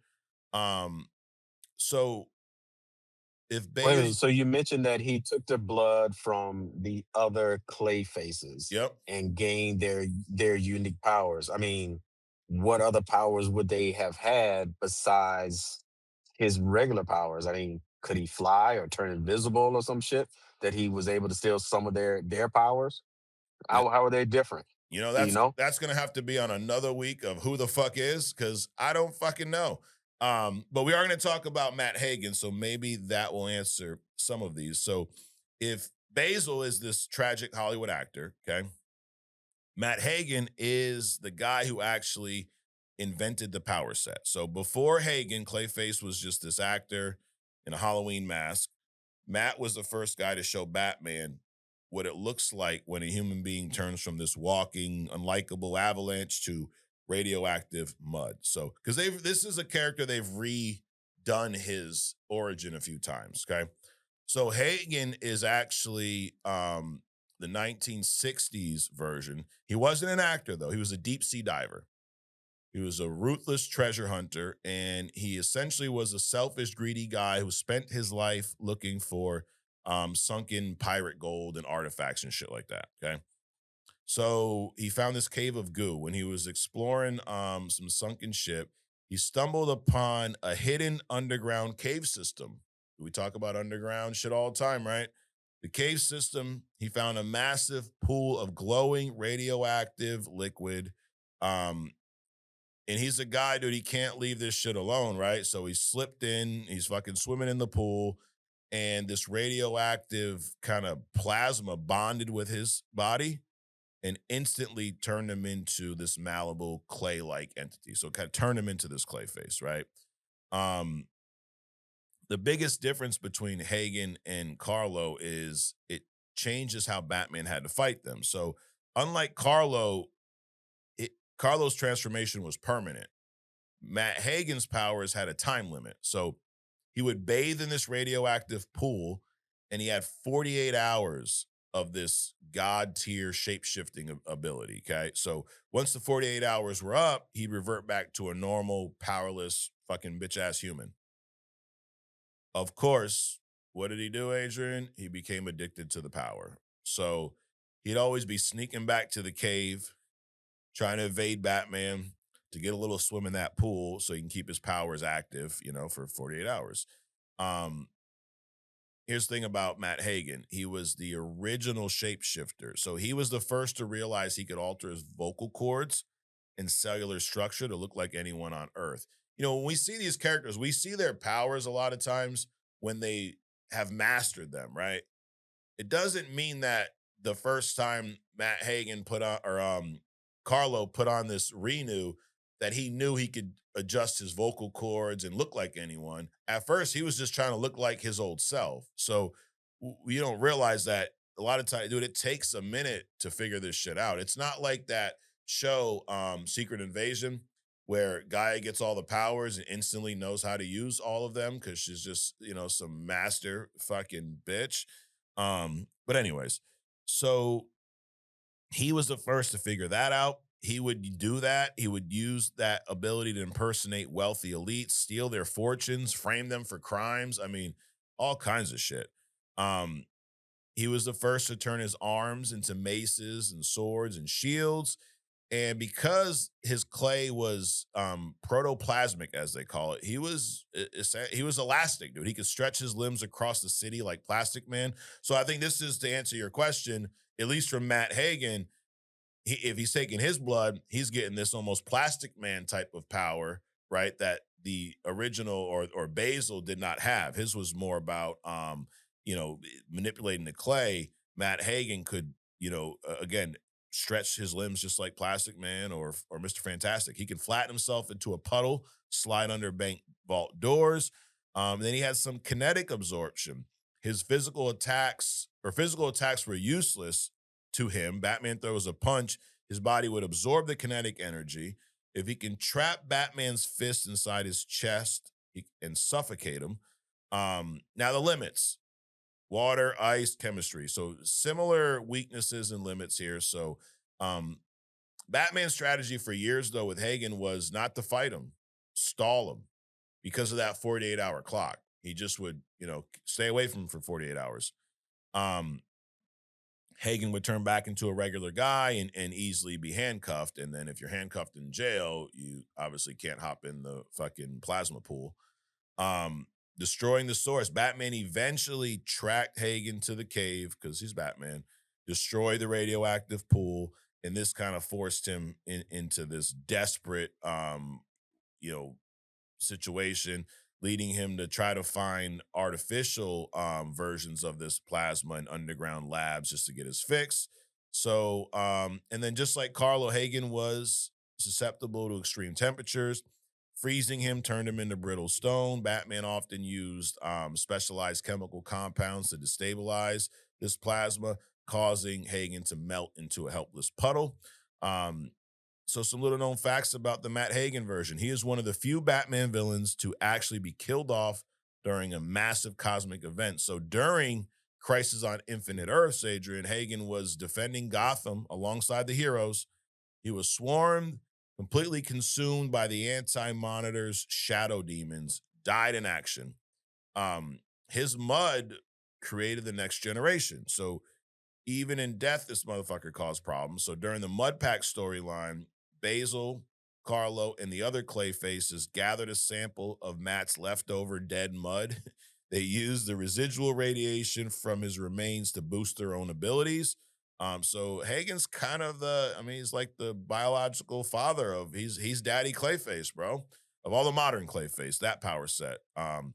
So the animated series, Batman the Animated Series, Paul Dini and Bruce Timm loved Matt Hagen's name and powers, but they loved Basil Karlo's tragic Hollywood actor story. So they combined the two of those into one guy. Because I didn't know the Basil name until that Cape Crusader show, but Matt Hagen was the original one. But again, they used Basil's Hollywood story, which those episodes of Batman the Animated Series with Hagen, Clayface, some real great episodes with his origin. Even that Cape Crusader show, we watched that show. It was mid as fuck, right? But I thought the Clayface episodes really stood out in that. I thought those were probably some of the highlights of that show. Some of his most impressive feats. So he teamed up with Brainiac. Hagen's powers were so impressive that Superman's cosmic villain Brainiac actually recruited him. Brainiac amplified Hagen's powers, allowing him to fight Superman and Batman at the same time. So you go, how's it going to fit in? Well, we're getting Brainiac in Man of Tomorrow. We got a DCU Clayface movie coming out. Does that mean that Brainiac recruits him and he's got to fight Superman and maybe we get a Batman in there, maybe we don't? Who knows? I mean, it's the table's set though. That'd be cool if all that happened though. Yeah. I mean, almost like some apocalypse type shit, right? Where you recruit a villain and you somehow amplify their powers. He was a treasure hunter, not a scientist, but he also managed to reverse engineer and synthesize an unknown alien radioactive protoplasma formula purely from memory so he can keep his power. So he actually was able to create his own fucking goo to keep his powers. So dude, I mean, both of these pretty cool or characters. And I don't know which one we're getting in this show. I'm gonna have to watch the trailer again and because I just assumed it was the actor version because that's what I'm used to. But when you dig deeper into this Matt Hagen true origin, he's this deep sea diver. So who the fuck knows? But after doing this, who the fuck is Clayface? I will tell you this: Clayface is not to be fucked with. He's not some pushover, bullshit ass, villain. He is a badass. He is a problem. And I can see if he teams up with somebody like a Brainiac where they can amplify his powers, dude, he's a major fucking problem, dude. So, Adrian, I ask you, after finding out who the fuck is Clayface, are you at least a little bit interested in this movie? Not only am I interested in it, but I'm a little bit more impressed. But he also came out in Creature Commandos, didn't Yes, he he? did. Yep. He fucked up Flag. Hmm. So even with that, I was more interested in Clayface. So yeah, definitely interested in the movie now. There you go. Well, everyone, that is who the fuck Clayface is. Tuver, you got a double who the fuck is today. You got bunches of mud and clay and radioactive, body parts that you can play with. So no diddy. All right, moving on. Adrian, Daredevil, Born Again, season 2, man. We talked briefly about this the other day, and you weren't that excited about a certain part. But I actually really liked this episode, dude. I really did. Um, we've been asking for Jessica Jones. She finally fucking showed up. So I think we'll start there. Jessica Jones in this episode is living the suburban life, right? She's at the house, she's chilling, she's got her daughter, Danielle. Um, and something about her powers, they're kind of fluctuating ever since giving birth. They're kind of in, out. So it definitely is a new version of Jessica Jones, evolved, a different version. I mean, obviously, it's the same character from the Netflix show, but we now see she was reckless in Netflix, dude. She was a drunk. She was living by herself. She's got a daughter to take care of. She's living this suburban lifestyle. Quite the contrast from the last time we saw her. Not only was she reckless. I mean reckless kind of I believe is an understatement Yeah. from the Netflix show. But definitely a turnaround. So apparently during pregnancy, if you have powers, you can Mm, those powers are affected by the pregnancy because kind of a spoiler if you watch Invincible. mm. That's what happened to Adam Eve. She got pregnant and her power started fluctuating massively to the point that she was even afraid to fly. Oh shit. So yeah, but it's an interesting spin. Yeah. Um, Pretty cool. But anyway, continue. So we also get some mention of Luke Cage. And did you pick up on she said that Luke accepted a government job that she turned down? And I'm like, what job could that have been? And with Marvel, dude, the government could be could be the actual government, could be some, Hydra, Shield offshoot. Um, so who knows? When will we see Luke Cage again? Will he be in this show? But let's talk about her involvement in this episode. It wasn't just to show us that she lived in a suburban life. Her house got attacked by the AVTF and she was whooping some motherfucking ass. Um, and this led to her and Matt teaming up and they attacked the bunker, the port where Fisk was moving all this weaponry that he was supposed to actually give to Mr. Charles. Mr. Charles is kind of on the outs right now. But I really like that scene of these two teaming up.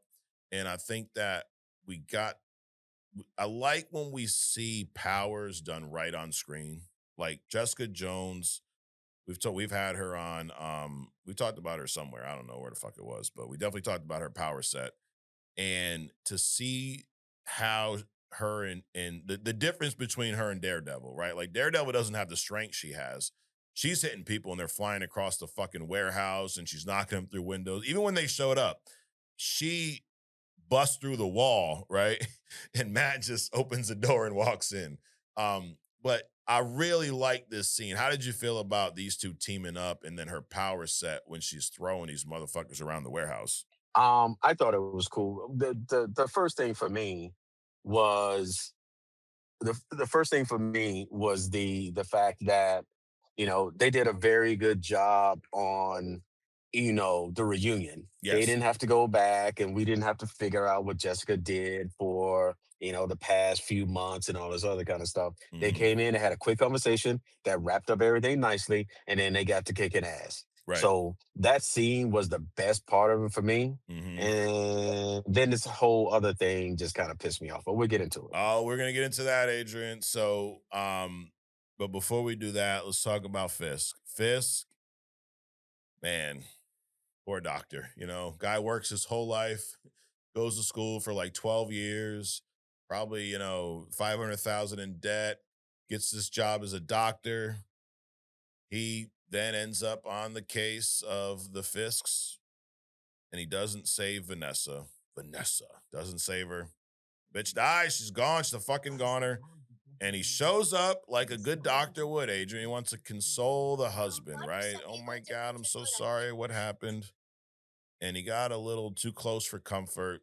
And Fist just snaps this motherfucker in half. I mean, dude, is this something like I seen this coming from like 10 miles away, bro? Like, come on. He doesn't have um any school bills anymore, I tell you that.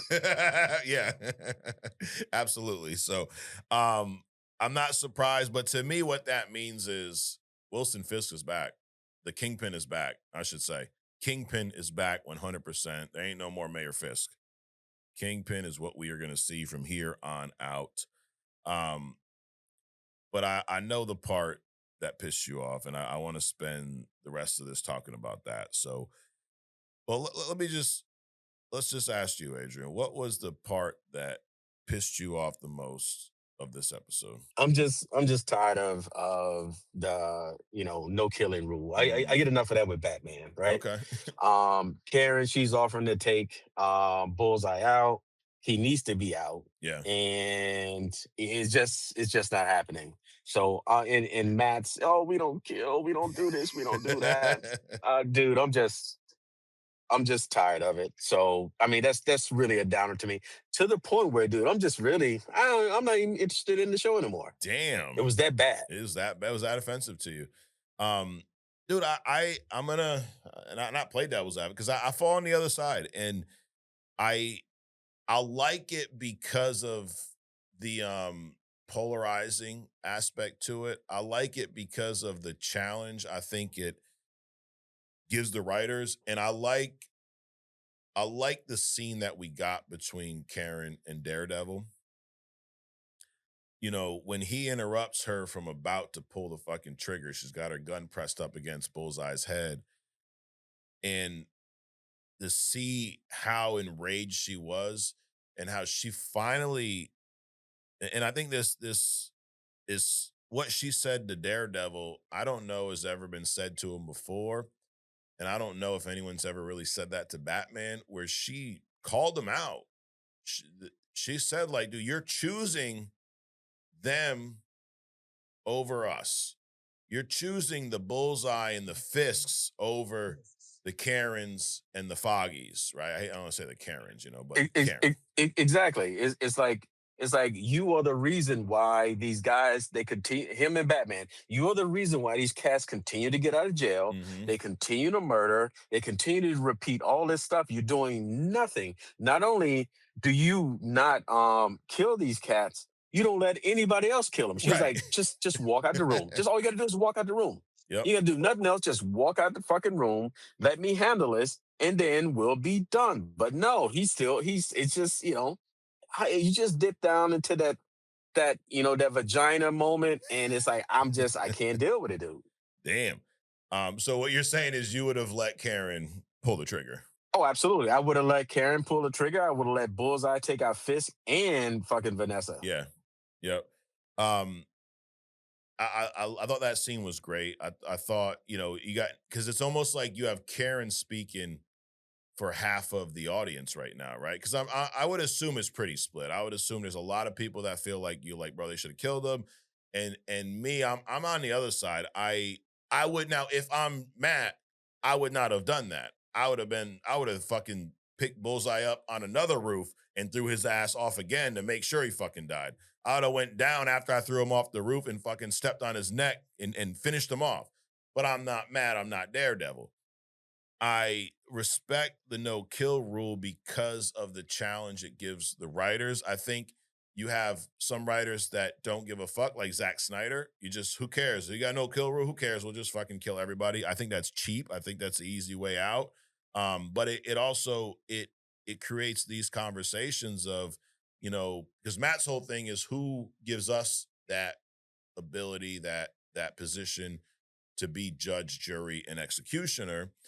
I hear that, and then Karen's like, okay, but why are we allowing them to do that? It's kind of the Jason Todd Batman thing. If Batman killed Joker, there's no Red Hood. There's no Jason almost being killed and then coming back as this fucking traumatized, version of his former self. And also, how many lives do you save by killing someone like a Fisk or a Joker or so it's one of the things I love about comics is having those conversations, right? But I will tell you, or anything else you want to add about the no kill before I move on to my favorite part of this motherfucking episode? I mean, I guess it's cool because you have enough people like, Deathstroke and Terminator, Hmm. the Taskmaster. You got enough people, Snyder's Batman. You got Yeah, enough people killing other people. So I guess you can have at least a couple of guys across both comics yeah. that are twats. I mean, it's acceptable, Okay, I guess. but are they twat waffles though? Is the real question. No, we just go straight to just the singular twat Okay, because this twat is waffles to me are just people that just like they just want to be heard for a couple of seconds. They mean nothing. They mhm, do nothing, and they just want to downgrade everybody else's accomplishments. So that's the difference for me. But them two, Batman, Daredevil, yep. twats. Damn, they're twats. Well, the end of this episode is, I think, so far. I mean, I've really enjoyed this season. So it's when I say this, don't think, oh, everything else sucked. No, but this end was one of the highlights so far. Um, Matt showing up to Fisk's little hideout, and he starts with the kind of sorry for your loss type shit, right? Because Matt don't want anybody to die, and it quickly turns into a motherfucking brawl, a brutal. We're talking blood. We're talking, no holds barred. Punches aren't being pulled right now. I mean, Fisk is punching through brick columns. He's so damn strong. I mean, a lot of things in this episode I liked. The same thing I said about seeing Jessica Jones' powers, um, seeing how powerful Fisk was in this episode was a major up for me as well, because these shows are they were very grounded on Netflix, and they were great. And I do like this kind of, I maybe even call it the MCU level of power set and things like that. Like, you really get to see that Fisk ain't just some fat dude in a white suit, bro. Fisk is a badass motherfucker. Um, and this fight scene to me was highlight of this episode, and one of the highlights. And did we finally? The first season was like 8 or 9 episodes. We're what, like 6 episodes in here. This is the first time in this new show, this Daredevil Born Again show, where we get to see Fisk, or I'm sorry, Kingpin, Daredevil, go to fuck at it. There's blood. The painting's getting destroyed. His favorite little painting of nothings now it's got even more blood on it. It's ripped. Oh my God. He's destroying the columns there. And then Daredevil hits that nasty fucking knee right to the chin. Dude, I really enjoyed this. So, outside of the no kill rule, Adrian, how did you feel about this fight at the end of this episode? This was one of the most awesome sites, the awesome fights. It really shows, like you said, Fisk's power. Yep. I also think that, Fisk, like the Joker with Batman, he maybe has like a little love-hate thing going on Yeah. with Daredevil because, he embraced that doctor and just crushed him, Hmm. right? He took the other cat and just ripped half of his face off. Right. So he's had plenty of opportunity. He's held on to Daredevil plenty of times, enough to just crush him if he really just wanted to get rid of him. It's like he's toying with him. Hmm. But in that toying, it was a great fight scene. But I think it also shows the respect that Fisk has for Daredevil. And also Daredevil for Fisk as well. Oh, But absolutely. I mean, that was kind of like the polar opposite of what happened, with the Karen Matt interaction. Hmm. So a great scene, great Oh scene. yeah, dude. Gloves off. Let's fucking go. And then it ends. And that also at the end, Karen gets snatched up. So this is shit is getting real right now, dude. Because that was one of the things that they've done so good at throughout this season is keeping her under wraps. Right? She's out with the wig. She's in hiding. She's trying to take everything down. She's feeding information to BB. And now she's gone. She's arrested, but not like by the regular. She's arrested by the AVTF, and we know how they fucking do. So, it's Yo, gonna. speaking of that, is that guy? You remember when Jessica and Matt was fighting in the room? Yep. Does that guy have some kind of power? Because he was beating Jessica's ass there for a minute, and she hit him a couple of times with no effect. Yep. No, Did you notice that? I did notice that, and I thought the same thing at first. But if you remember, Jessica mentioned that her powers have been in and out since she had the kid. So I think in those instances, she was noticing a lapse in her powers. That's where his attacks would actually do something to her, or her hitting him didn't have the same force of an enhanced person. It was a regular person. So Ah, yeah, because got it. I thought I'm like, yo, all of a sudden this motherfucker has a steel jaw. Like, what the fuck are we doing here? Um, but dude, all in all, I thought it was a great episode. It definitely was back on track from last week. Last week was a bit of a filler. But like I said last week, I felt like it was kind of a filler, but also almost a reset. And we got 2 episodes left, so who knows what's gonna happen? I think it's gonna end with some fucked. I think someone's gonna be in jail, dude. Maybe Karen, maybe Matt. Who the hell knows? I mean, does someone finally does? I don't think Matt's gonna kill anyone in the next 2 episodes. I don't think that's gonna happen. But unlike you, I am looking forward to the next two. I'm definitely checked in. So, um, No, I mean, I'll watch it. It was just a low point for yeah, me. As it just keeps going on and on and on. But also, like I always say too, you know, even if you're mad at a show, that means that they got you. You know what I'm true. saying? Yeah. Whether you're mad or love something, you still have an emotion about it. Hmm. So they still got you. So they still got me. I'll watch the next two. So, They're pulling at just those continue moving strings. on. There we go. So, something else that got us a while back, Adrian, was Black Panther. So we are on this road to Doomsday. We're watching a movie a week, and this past week's movie was a lot better than the prior week. This week was Black Panther, the crown jewel of the MCU, Adrian. This movie, let's talk about the production first. So Ryan Coogler directed this. Now, nowadays, I think most fans of movie recognize the name Ryan Coogler. He also directed Sinners. They won a bunch of awards, at the Oscars recently. But at this point, Ryan Coogler was a 31-year-old indie director. He had only made, I think, 2 films at this point: Fruitvale Station, and Creed, the first Creed. So Marvel took the ultimate gamble here because this is not a proven, oh, this is a movie director that does blockbusters. It's not sliding the Russo brothers back in, but they felt he was the right man for the job. They gave him $200 million. He brought on his own cinematographer, his own production designer, and I think a lot of people will agree with this. He entirely redefined what a Marvel movie could look and feel like. This also was the first time Marvel commissioned an original soundtrack for a film. They brought in Kendrick Lamar. The Black Panther album was a massive hit on its own. I mean, it's a great soundtrack. They pulled in these kind of sci-fi elements and kind of built that into, traditional hip hop I thought was a great album. So budget was 200 million. And then this thing shattered expectations at the box office. It is, at the time, it was the highest grossing solo superhero movie, period. So that minus Avengers, for a solo superhero movie, at the time, this was the record, 1.35 billion worldwide.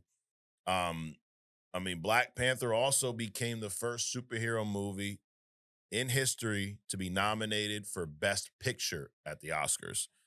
It also took home 3 Oscar awards: Best Original Score, Best Costume Design, and Best Production Manager. It didn't win Best Picture, but I mean, 3 Oscars, first comic book movie ever to be nominated for Best Picture, 1.35 million at the box office. Ryan Coogler, who was basically unheard of at the time, Million or billion? billion, You 200. said 1.5 million. Oh, I'm sorry. Scratch that. You guys should have caught that. God damn it. 1.35 billion. Billions and billions. It did a bit. Everybody loved it, Adrian. It was a great project for everyone. I don't think Trump saw this movie. I don't think this is on his list for some reason. I don't know why. Yo, not only was this a hit, I mean, this became almost a cult movement. I Yeah, mean, he would greet people in public with that, that Black Panther cross the chest kind of a thing. right. I mean, to the point where he had other people doing that in Yeah. real life. And then, and as you mentioned, they just took some random country in Africa and started calling it, Wakanda. People trying to get flights there and shit. Bro, people So were this is a like, big deal. yeah, talking to travel. How I want to go to Wakanda on vacation. Like, wait, Which is which that is where you also are? Is why I that why you think don't they want to tell didn't. anybody? You found it? Nah, No. nah, nope, nope, definitely not there. Oh, Definitely not there. damn it. But I also think that that's conspiracy theory. I think that's why they're not bringing it back either. Mhm. Replacing T'Challa, Yeah. at least now. They need to let this shit die down a little bit. Then Hmm. maybe they'll come back with it or some variant of it. Right. But it was a movement, as well as you don't see anybody walking around with Thor's hammer, or No. the Tesseract. There's no shit like that.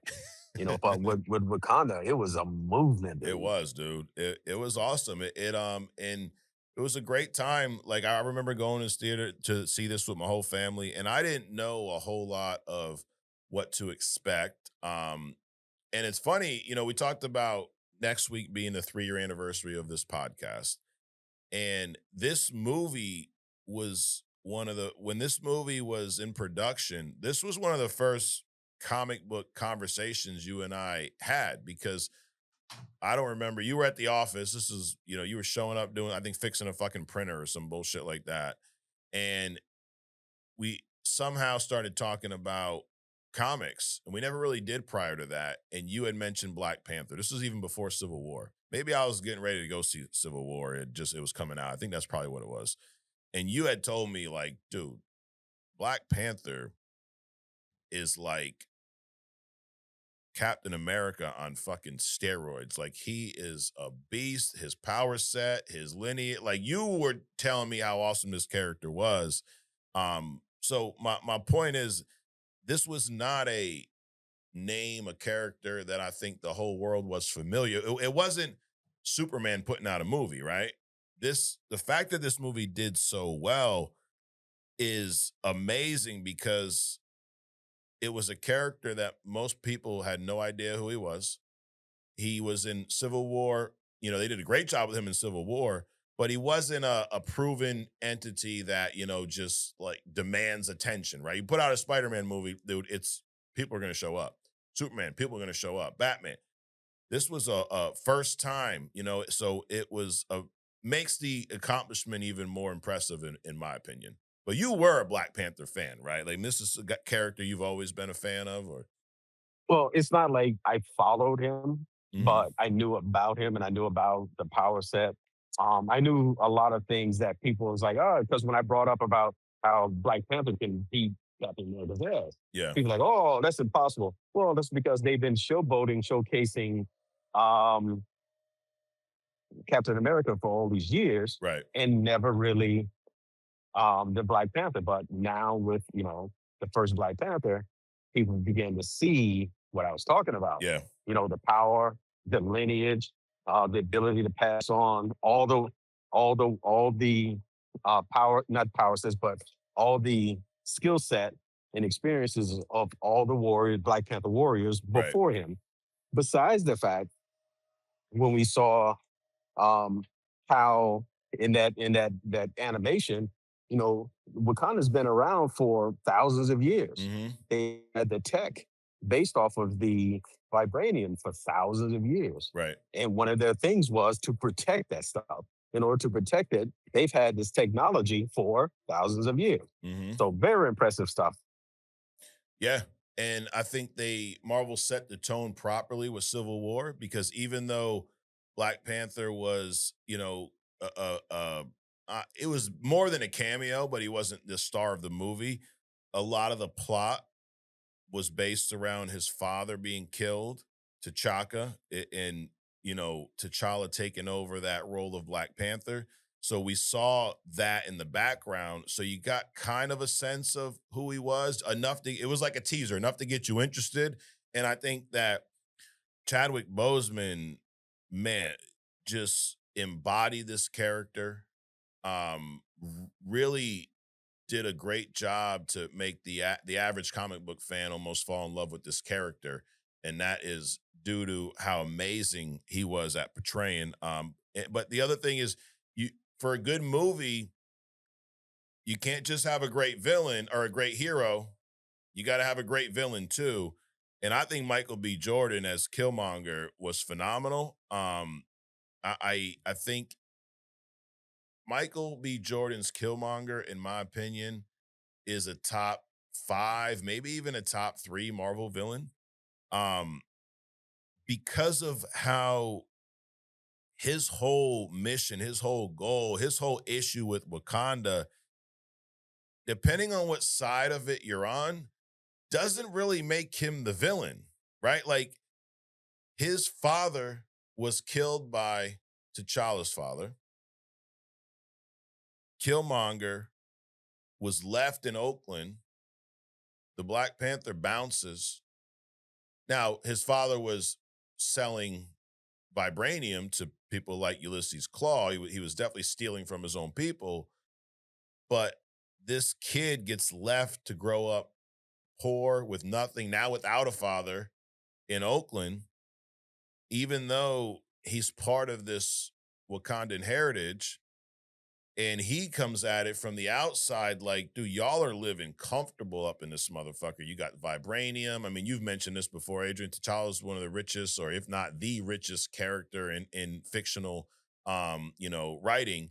So he's the king of Wakanda. He's the Black Panther. You're sitting on this giant mound of vibranium, which is one of the most impressive resources on the face of the planet.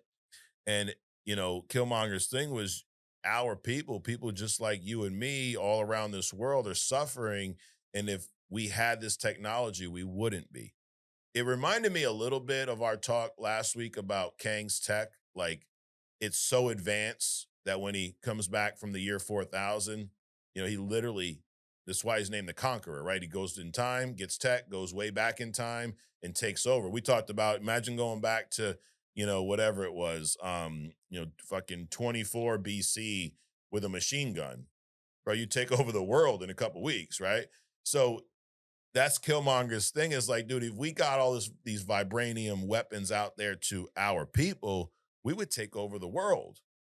And T'Challa's like, dude, I'm the king of Wakanda, not the king of the world.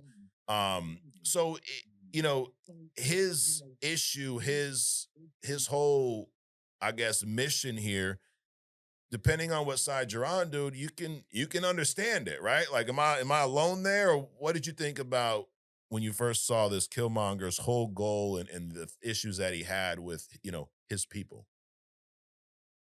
Well, I mean, there was a guy in real life. He also kind of brought up the same point. He was like, if Wakanda would take because they took it as, promoting blackness and black richness and so on and so forth. But he said, like, you know, if Wakanda would just wipe out the debt of Africa, you could change the story arc of Africa in general. Yeah. But you also got to look at the heritage of the place. If that technology was so you got so many people so let me go back a little bit. So we know that they're hiding well, we suspect they're hiding like alien technology. The Yeah. oil company is most certainly suppressing technologies that would put us ahead of where we are today instead of relying on fossil fuel. Nobody's saying, hey, rich white man, why don't you release that tech, Right. that could that could propel us 50 years ahead. But you're saying, well, just because black people own it, then everybody should have it. That's bullshit. Just like I believe that the United States should have its secrets. It should protect its secrets. Sure. You're not allowed to just go out and just shit out everything that the United States is doing because then it endangers the whole. Hmm. So people think that, just because I own the man, I own the man's brain and everything else that he could reproduce. That's bullshit.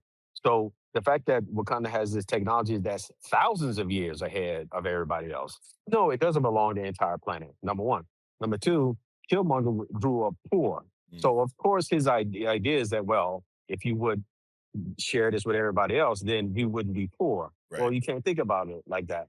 You can't just all of a sudden drop technology and resources that's 1,000 years ahead of everybody else on the planet. They would, first of all, they wouldn't know what to do with it. It would take 50 years to absorb it into the workflow and economy and all this other kind of stuff. Hmm. So that becomes this whole management piece. Just because you see it doesn't mean that you should have access to it, right? Yeah. So I brought up the thing about and just because you see a woman walking on the street with a purse, that doesn't mean that just because you want it, you can have it. It's Right. kind of the same thing with that, right? So no, I don't agree with that at all. Okay. He grew up without. That doesn't mean that you should just take over it and just distribute it to everybody. Now, do you at least agree with, because he is, I guess, from his father's from Wakanda, he had the vibranium tattoo or whatever. It is definitely his right to challenge for the throne, like he did. Absolutely. Yeah. Absolutely. Especially that's their culture. Right. As a matter of fact, he was older than T'Challa. That should have been his thing, Ah. right? Yep. Now, I also believe on the flip side, where, like you said, if they just brought in Michael B. Jordan as a new T'Challa, I'm cool with that too. Right. 100%. I mean, dude, an easy way to do it. Actually, I'm gonna save that for later. I got an idea for them, Adrian. I'm keep giving them ideas for free, and they keep not paying us for the ideas, and I just keep doing it. But that's okay. But Killmonger as a villain. I think that rewatching Black Panther for our Road to Doomsday this past week just reminded me that a lot of y'all don't know what the fuck you're talking about. So, not like the interns. I'm talking about other people, the new viewers. When people say that there's not enough build for Doctor Doom and Doomsday, okay, there was no build for Killmonger prior to this movie. They did an amazing job, and this is why you don't need build for a character when the movie's written right.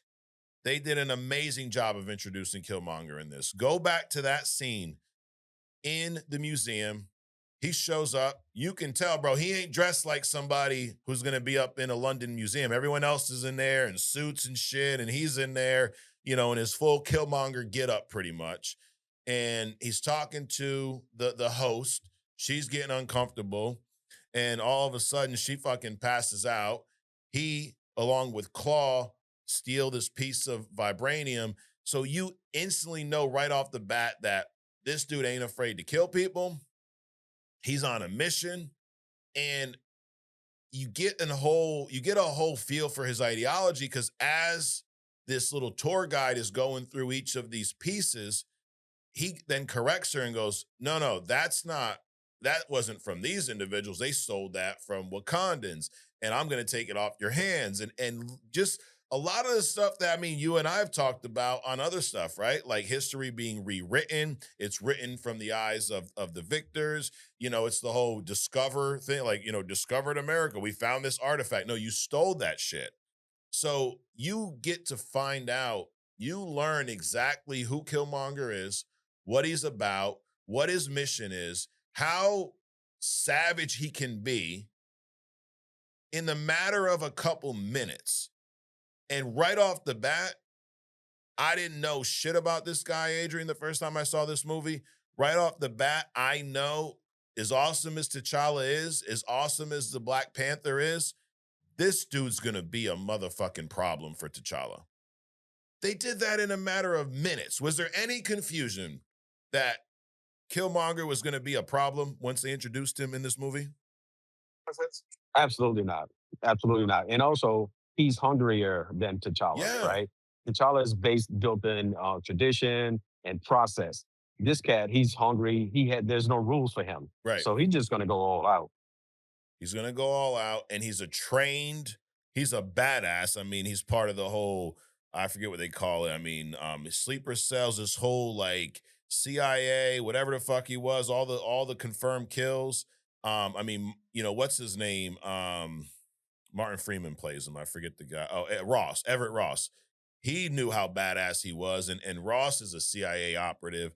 So, but in that small scene, that was an amazing scene. You This character is established. So I don't care who the villain is, whether it's Doom or Thanos or Brainiac or Apocalypse or Sinister or Magneto, whoever it is, you don't need 10 films to build this up and do you can establish a character's motives, power set, how crazy he is. I mean, he killed this chick by slipping some stuff in her coffee. They steal the vibranium and bounce, take out a bunch of people with them. You know that he is there's not much that I think he's unwilling to do to accomplish his mission. And you know that he's a badass. You know that, all right, dude, when if he shows up to fight T'Challa, it's probably gonna be a problem. And then it was. Um, dude, that they also did a great job of introducing the cultural, the cultural culture. Can't fucking talk today. Oh fuck, where's Trump at? Well, let's see Let's how we see. say that. They did a great job introducing the culture of Wakanda. Now, obviously, like you mentioned, Wakanda's a made-up country, but I would assume they took some influence from some traditional African cultures. But it was really cool to see this made-up place on screen have this heritage, this history. They did a great job of immersing you in that. In the beginning of the movie, we see one of these rituals, right? This traditional combat for the throne. M'Baku, who is I love his character, by the way. I That is one of the, it sucks that there's no T'Challa, but I am so glad they kept him around because he's a phenomenal character. He's going to be in Doomsday as well, but we see that savage fight between those two. And we also see that T'Challa spares his life because it traditionally is a fight to the death, right? Like we're gonna fight for the throne. You either fucking give up or I will kill you. Which Killmonger eventually thought he killed T'Challa, but we saw that set the tone for later in the movie. We saw one ritual fight, and then when Killmonger shows up and challenges T'Challa, you also learn about a lot about T'Challa. He ain't no bitch, dude. He's not going to back down. Even though, even the people around him, even you as the viewer, you're probably thinking he probably shouldn't fight this dude. He doesn't need to fight this dude. He's technically an outsider, but because he is who he is, he's like, all right, bet, let's do it. And that's where it shows as to how you mentioned Killmonger grew up on the street. He is actually a savage. He's not as refined and as polished and as, proper as T'Challa. And it showed in that fight. And he killed Zuri. and he thought he killed T'Challa. Were you surprised watching this for the first time that Killmonger kind of wiped the floor with T'Challa in this fight? No, I actually I'm surprised based on the looks from his mother. I think that his mother was surprised that T'Challa even survived that Yeah. because you can kind of see that this was going bad for T'Challa. Oh, absolutely, But dude. no, I wasn't surprised at all. No. And you really, it's cool too because you get to see how, I guess, tribal cultures are. Like, you think, oh, they all live in Wakanda, right? So they're all together. No, there's several different tribes, and not all of them are treated the same way, right? You had the Jabari, the kind of the Mount M'Baku's tribe was like, dude, they were like the savages, like keep them out in the fucking outskirts, don't bring them here. And then you had the other few tribes that were, I guess, more part of Wakanda. Like he even mentioned, like, this is the first time a king has been here in centuries when T'Challa showed up all, banged up, in M'Baku's area or whatnot. So I just there's so much introduced, so much that we saw for the first time. And one of the other things, not even from a story standpoint, from a visual, they mentioned that Coogler brought in his own cinematographer. And dude, how just amazing looking was this film. Everything from, the Wakanda, the design of Wakanda, the waterfalls, the tech, the vibranium, the train system, the sunset at the end. Like, this was visually one of the best movies in the MCU, period. So we all understand we live in a simulation, right? Yes. Um, so one of the what tells whether something is good or not is whether you can convince people that this thing exists. And Mm, Coogler convincing you that Wakanda exists, he did an amazing right. job, and to the point that people are literally trying to book trips to this place, right? Yeah. So he made it real, not only for the movie, but also for the audience that was looking at it, knowing that this thing is fictitious, but maybe not, you know? Right. So, hey, fantastic job. Now let me ask you this. Do you think that people would be like, well, it's lazy if they recast Michael B. Jordan as T'Challa? Um, I could see people will definitely say that, yes. They would. I mean, people will say all kinds of stupid shit because they're stupid. But do I think it's lazy? No. And you reminded me because I almost moved on without giving them the answer, Adrian, giving them the solution. So the solution is very simple. Very simple. Okay. You have Killmonger, little Eric, young Eric. He in the version that we saw in the Earth 616. Little young Eric's dad was killed in front of him by T'Chaka. Remember he said, my daddy had panther claws in my chest or in his chest. Um, and they left the kid there. Zuri, T'Chaka was like, fuck that kid. Let's get back to Wakanda, right? What about it's the multiverse, Adrian, right? Yes, we're living in a simulation. Yes, we're living in the multiverse. There's plenty of universes. So imagine instead of T'Chaka leaving little Eric in Oakland in 1992, he, in one of these infinite amounts of universes, he decides, let's bring this kid home. He's one of us, right? He shouldn't be punished for the sins of his father. His father betrayed us. This kid's, whatever he was, 7, 8, 9, 10-year-old kid. Let's bring him back with us. If Eric returns, you mentioned Eric was older, right? So Eric could become king. Eric could become Black Panther before T'Challa. So maybe it's not a T'Challa. Maybe it's Eric. It's not Killmonger. It's whatever his tribal name is, and he becomes the Black Panther. And we bring that version from another universe. No, we don't have a T'Challa, but yes, we have a Black Panther, someone who we somewhat familiar with, but from a different origin. I like it, Adrian. I don't like it just because I made it up, but what do you think? Well, so along those lines, I think that's great. But so what if you go with that, but T'Challa T'Chaka, the king, the Black Panther, the current Black Panther, still gets killed. Mm, But then T'Challa, oh, but no, they killed T'Challa, not the Black Panther. yes. Either way, I like it.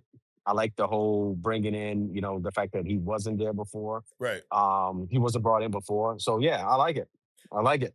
But Let's they do it. could spin it to where the Black Panther got killed, not necessarily T'Challa, and then T'Challa takes over. Either way, I don't give a fuck who they choose. Right. T'Challa, T'Chaka, bring Black Panther back. That's all I'm Exactly. saying. Yeah. I mean, But what you said would absolutely work. yeah. Absolutely. And that's just one option. But we are missing, after watching this movie again, I can say this wholeheartedly. We are missing T'Challa in the MCU right now. And that is not, and I'm not knocking, what's her name? Leticia as Shuri. I think she's done a great job as Shuri. I just think that was something that wasn't the trajectory they were going with that character. I know it happens in the comics, but in the comics, they're both Black Panther at the same time. Um, as far as I can remember, I'm sure there's probably others where I could be wrong. Oh my God, read a comic, read a comic. Well, I did. And the ones I read, they both were Black Panther at the same time. But that wasn't the trajectory they were sending this character on. So it felt forced and rushed. So, because I do like Leticia Wright as Shuri. I think she's great. I just think there's that major void by not having a T'Challa, just like there is by not having an Iron Man. Dude, I love Endgame. I think the end scene great, but if we're gonna continue this Avengers story, not having an Iron Man is a major fucking void. Not having a And T'Challa, and absolutely. And bringing back an Iron Heart to replace an Iron Man, not the no, solution. nope, Having his daughter as Iron Man, not the solution. nope. And we definitely don't want a white Black Panther. What if they're from South Africa? No, I'm with you. I'm definitely with you. We don't want Ryan Gosling as T'Challa. Nope, we're good. Um, No, him saving the planet, yeah, let him do that. let him say the He planet. he can get away with that one. Right. But a white T'Challa, no. I Nope. mean, a white Black Panther, nope. Nope. And this movie, I think we get so caught up in a lot of the things that we went over, right? The action, the CGI, the cinematography. I mean, all that, the vibranium, the power, the suits, all that was great. But the overall story was a great story because it's hard to paint to Killmonger as 100% a villain. I would argue he's probably in more of the anti-villain role because Agree. right, Agree. like he wasn't just trying to do fucked up shit, and he influenced change. So this is why I'll say that I don't think Killmonger was a true villain. In the beginning of the Black Panther movie, Wakanda to the outside world was considered a third world country. They didn't open up their tech. They had crazy advanced tech.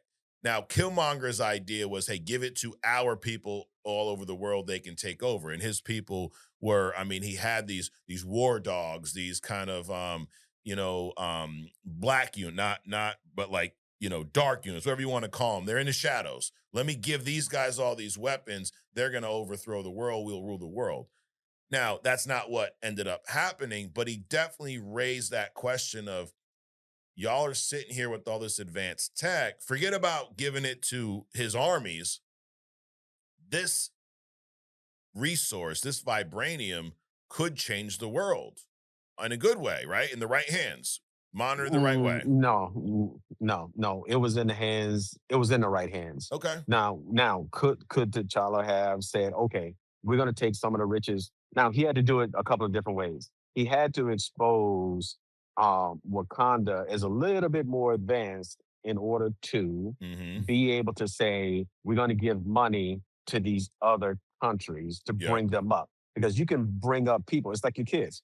You don't want to give your kids direct access to your bank account, right? Right. Because they go spend it all. They don't know what to do with the money, and they don't understand how the money came about. So they're unable to regenerate, right? But you can take your kids and put them in a better position than other kids to give them a leg up. And Yeah. that's how Wakanda could have done this thing. Give other countries a little leg up without exposing the source of the wealth. And they could have done that route, but Right. just turn invite. No, no, wrong idea. Because if you have that far right or far left mentality, then nothing will be good enough. It's give up all the vibranium, then give up your blood, then give up the Right. heritage. Then next thing you know, Wakanda isn't even Wakanda anymore.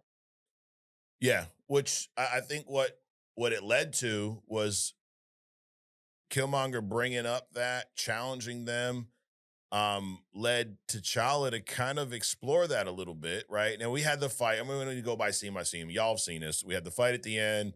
He outsmarts, T'Challa outsmarts Killmonger. He even tells him that's a nice move. He kind of fucking backflip behind him, impaled him. He's dying. Oh my God.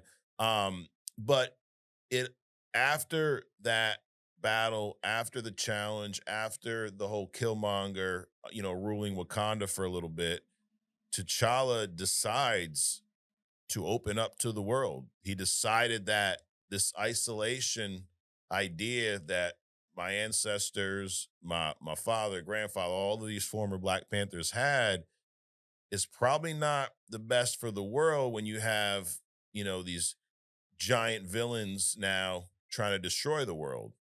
So they go to United Nations, they go to the UN, they speak, they open up, they start sharing some of their technology with the world. Now I don't think it's full blown like what you're. They're not just hey here have some vibranium everybody, but they're some of the most advanced, some of the most intelligent people on the planet. I mean, you talk about Shuri. Shuri's the genius, dude. I mean, she's right up there with Tony Stark and these guys when it comes to develop. I mean, all that tech you see, she's one of the ones behind a lot of that shit.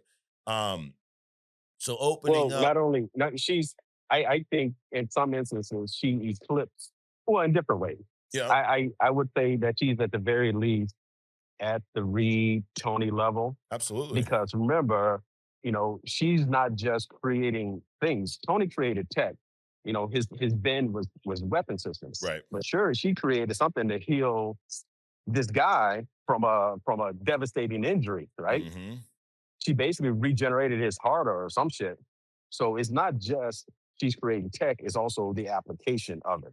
Because just because you know how to iron two pieces of metal together, that doesn't mean that you know how to make an artificial heart. You know what I'm Right, saying? right. So her genius extended beyond just, I think, tech, but also the application of it.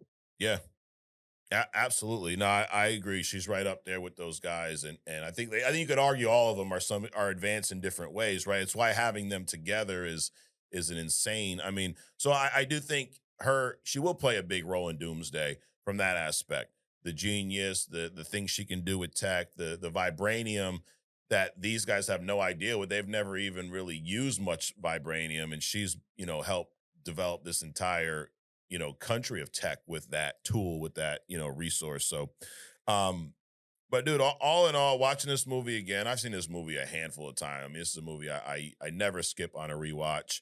Um, I enjoyed it, phenomenal movie, and man, it really makes you feel, it's horrible that Chadwick passed when he did, young guy, and the crazy thing is this dude had cancer while he was filming a lot of this stuff and didn't say a peep, dude. Was out there doing it. I mean, this was very important to him as a person too, the whole, cultural aspect of this movie, the impact. So the fact that we only got to see him play T'Challa in one solo movie is very unfortunate. And I get, we give Marvel a lot of shit for not recasting. I get why that's a hard decision because of the actor behind it and his impact. But I think that now in hindsight, I would imagine they probably regret that decision. I think you could pay homage to Chadwick and have someone reprise that role. I think those two things can be done. I don't think that it's one versus the other. But it's great that we have this movie. And T'Challa is definitely a piece that is really missing right now, especially as we get to Secret Wars.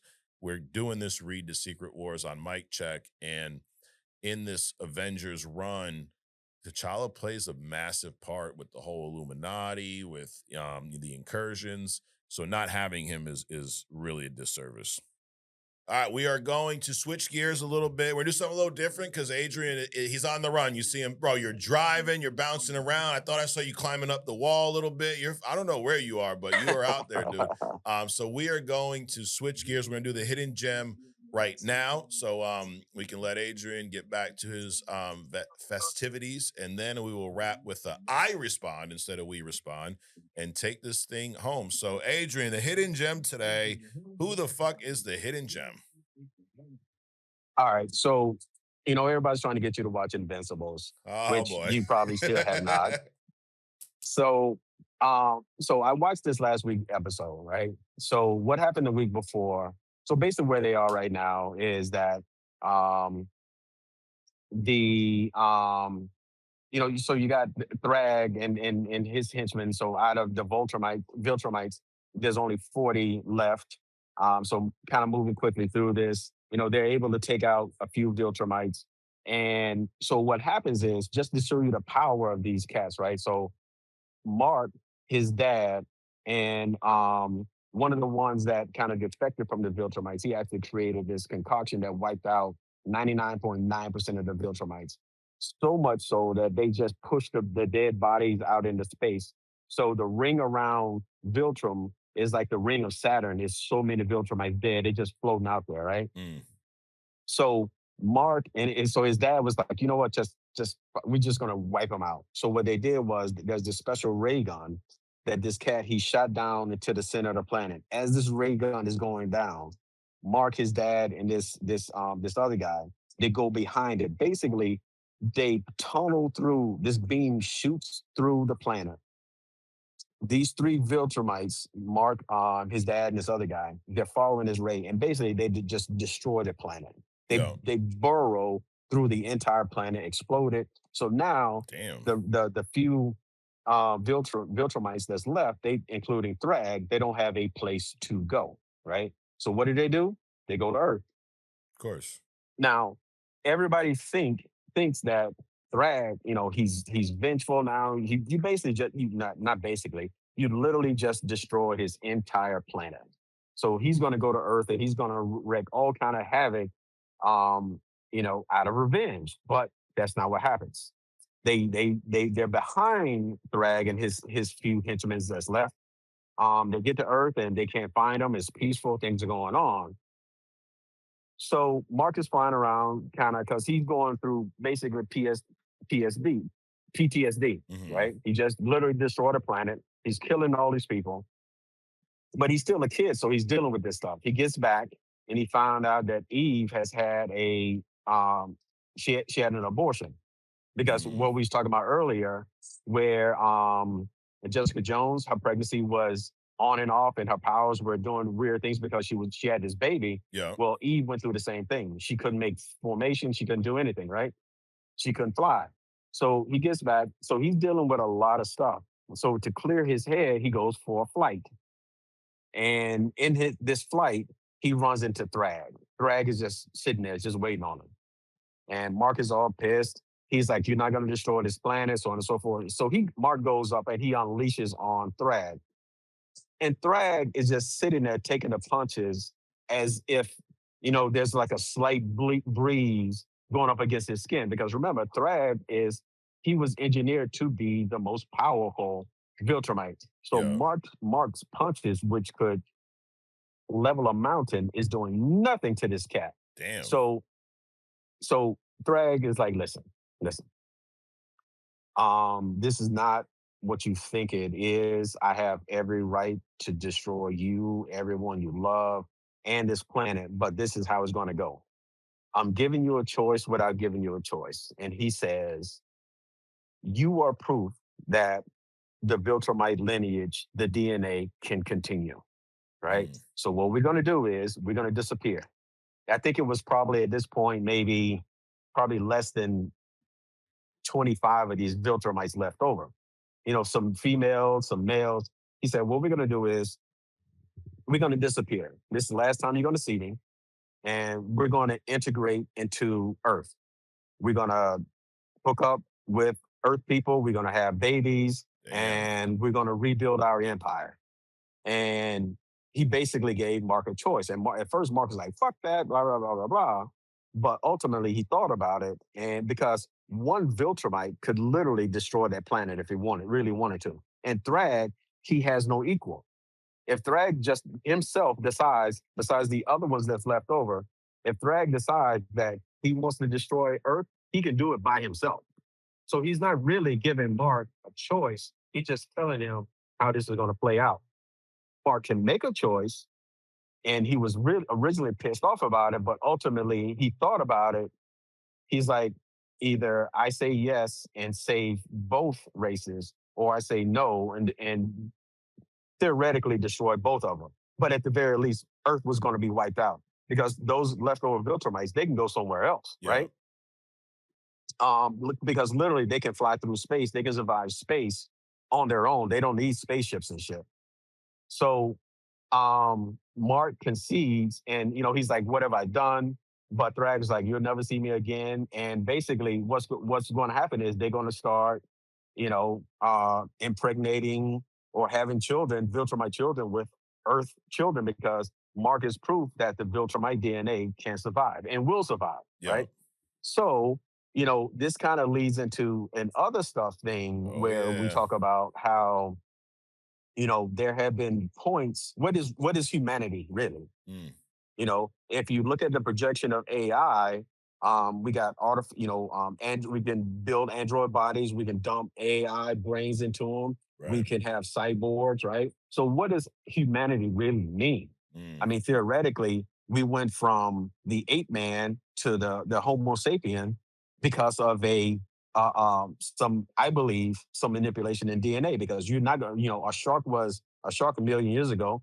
A butterfly was a Right. butterfly a million years ago. The butterfly didn't change into a fucking human, right? No. So this whole ape to human thing is bullshit without some kind of manipulation. Some So how many interference. times have the human DNA been manipulated over time? Right. So if Thrag introduces the Viltrumite DNA to the human population, that's going to change the human population over time. Sure. Because again, the Viltrumites, they can live for tens of thousands of years, right? So the normal human DNA as it stands today will eventually go away because they can just keep having babies and babies and babies and babies Hmm. that's going to live for longer periods of time. And what we understand is humans will eventually die out, and you will have the Viltrumite race. But then by that time, then there's not going to be any humans around to be like, "Oh, you're wiping out the humans." Well, you have already wiped out the humans. They're Viltrumites now. Right. There's some kind of hybrid, which is where we are today. This version of human has been manipulated over time to get to where we are now. And now we're fighting against AI. But what's to say that AI human hybrid isn't the future of humanity in the first place? Yeah. So anyway, there was just kind of a recap, kind of a spin on Thrag, what his power set, what he's able to do, and where they're going. But basically, it just seems like it's going to be in a simulation over a long period of time. Mm. And one could argue that it's a natural assimilation of humankind by the Viltrumites, right? Yeah. Because the human DNA won't entirely disappear, but the Viltrumite DNA will be primary.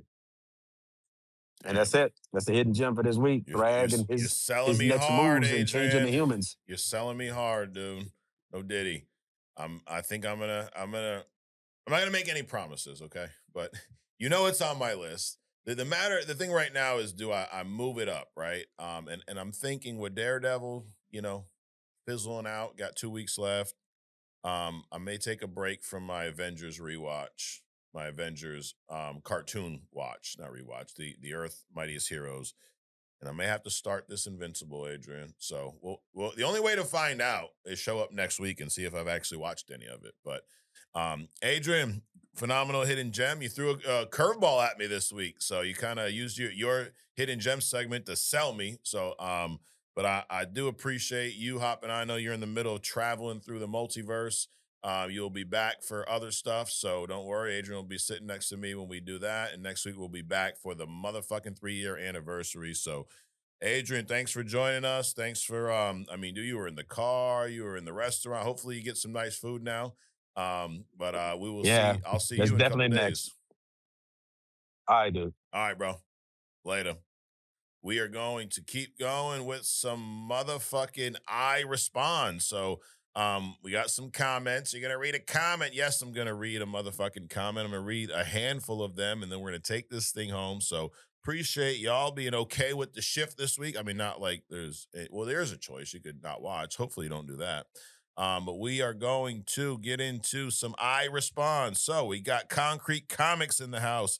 AWA, my guys, he's an intern. Shout out. Looks like you were right about the Lady Muse rumors, as I just saw pictures of Heather with the mask for the next season. Oh, shit. Look at that. Look at that. I'm not going to lie. I'm not a fan of it because the original Muse was really good and we could have just got more of him. Yeah, but I mean, I think I agree, but his death definitely added a lot to the story for Heather. So, and I mean, hey, what are you gonna do? He's dead. So obviously we'll see how it goes next season. I'm not one to hate on stuff when it doesn't go my way, like the TikTok commenters. Oh boy, I got a couple of TikTok ones today. Didn't know Gambit was at OP and was considered Omega if he didn't have limits placed on him, which was dope to hear. Yes, it was. In-depth discussion on him. Who the fuck suggestion? Bishop. That's a good one. Adrian did a hidden gem on Bishop. So I might have to revisit that and make sure we're not doing the same exact thing. Hidden gem suggestions. Well, Adrian's not with us right now, but hit many different hobgoblins. Yes, there are. He did, I think, one of them. Which I do have the list. Shout out to a man who sent me that. I did share that with Adrian. We are working on some stuff on the Only Comics Clips channel, so we can break out these who the fuck is, the hidden gems, the power set, into its own channel for those that don't want to, scroll through the whole podcast just to get those clips. So that will be coming really soon. House of Cow Teat. Oh, he says, I almost forgot. I don't know how your spicy food tolerance is, but you guys should do a hot one style agree to disagree segment. Forget what episode you mentioned hot ones. Dude, I like my hot sauce level. I love Frank's Red Hot. That's perfect for me from a flavor, from a heat standpoint. I'll fuck with some Tabasco if they don't got Frank's Red Hot, but I'm not I need to burn the damn taste buds off my tongue type of person at all. So I'm more of the flavor and the heat. So McSkeeter, AWOB, gentlemen, just got done watching this week's Daredevil, and that's what I've been waiting for. Yes, the whole interaction with Daredevil Kingpin was the boxing match I wanted to see. I'm with you on that. Jessica Jones was fun. Yes, she was. Karen getting it at the end. I feel like Bullseye is gonna maybe save her or Frank. I could see Bullseye saving her. And a suggestion for Hidden Gem Vault Corp from the boys. That's a good one. All the shit they do and how they make Compound V. That's actually a great one. Y'all have a great weekend and enjoy the sun. We're hopefully we ain't having much sun up here right now. Josh Diaz, what up, Josh? Another intern. We've gotten a Gambit breakdown before GTA 6. Yes, real talk. His Omega levels are pretty dope, though. Really, though never really knew a lot that the stuff. Glad you guys broke. Either I'm reading that wrong or you wrote it wrong. I don't know. Broke his real power down. As far as the new Avengers trailer, Doom sounds like he is going to be levels above Thanos. Yes, our heroes.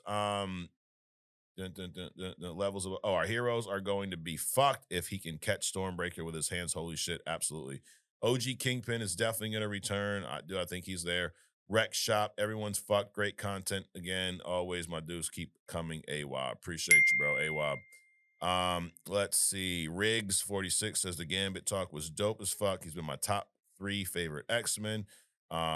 29 Capri, an intern. Shout out these X-Men stories y'all giving. I can't wait to see what the MCU do. It's hopefully they bring some of this stuff to the big screen, especially Mr. Sinister. Dude, I'm with you. X-Men. Here's a take. You want a fucking hot take?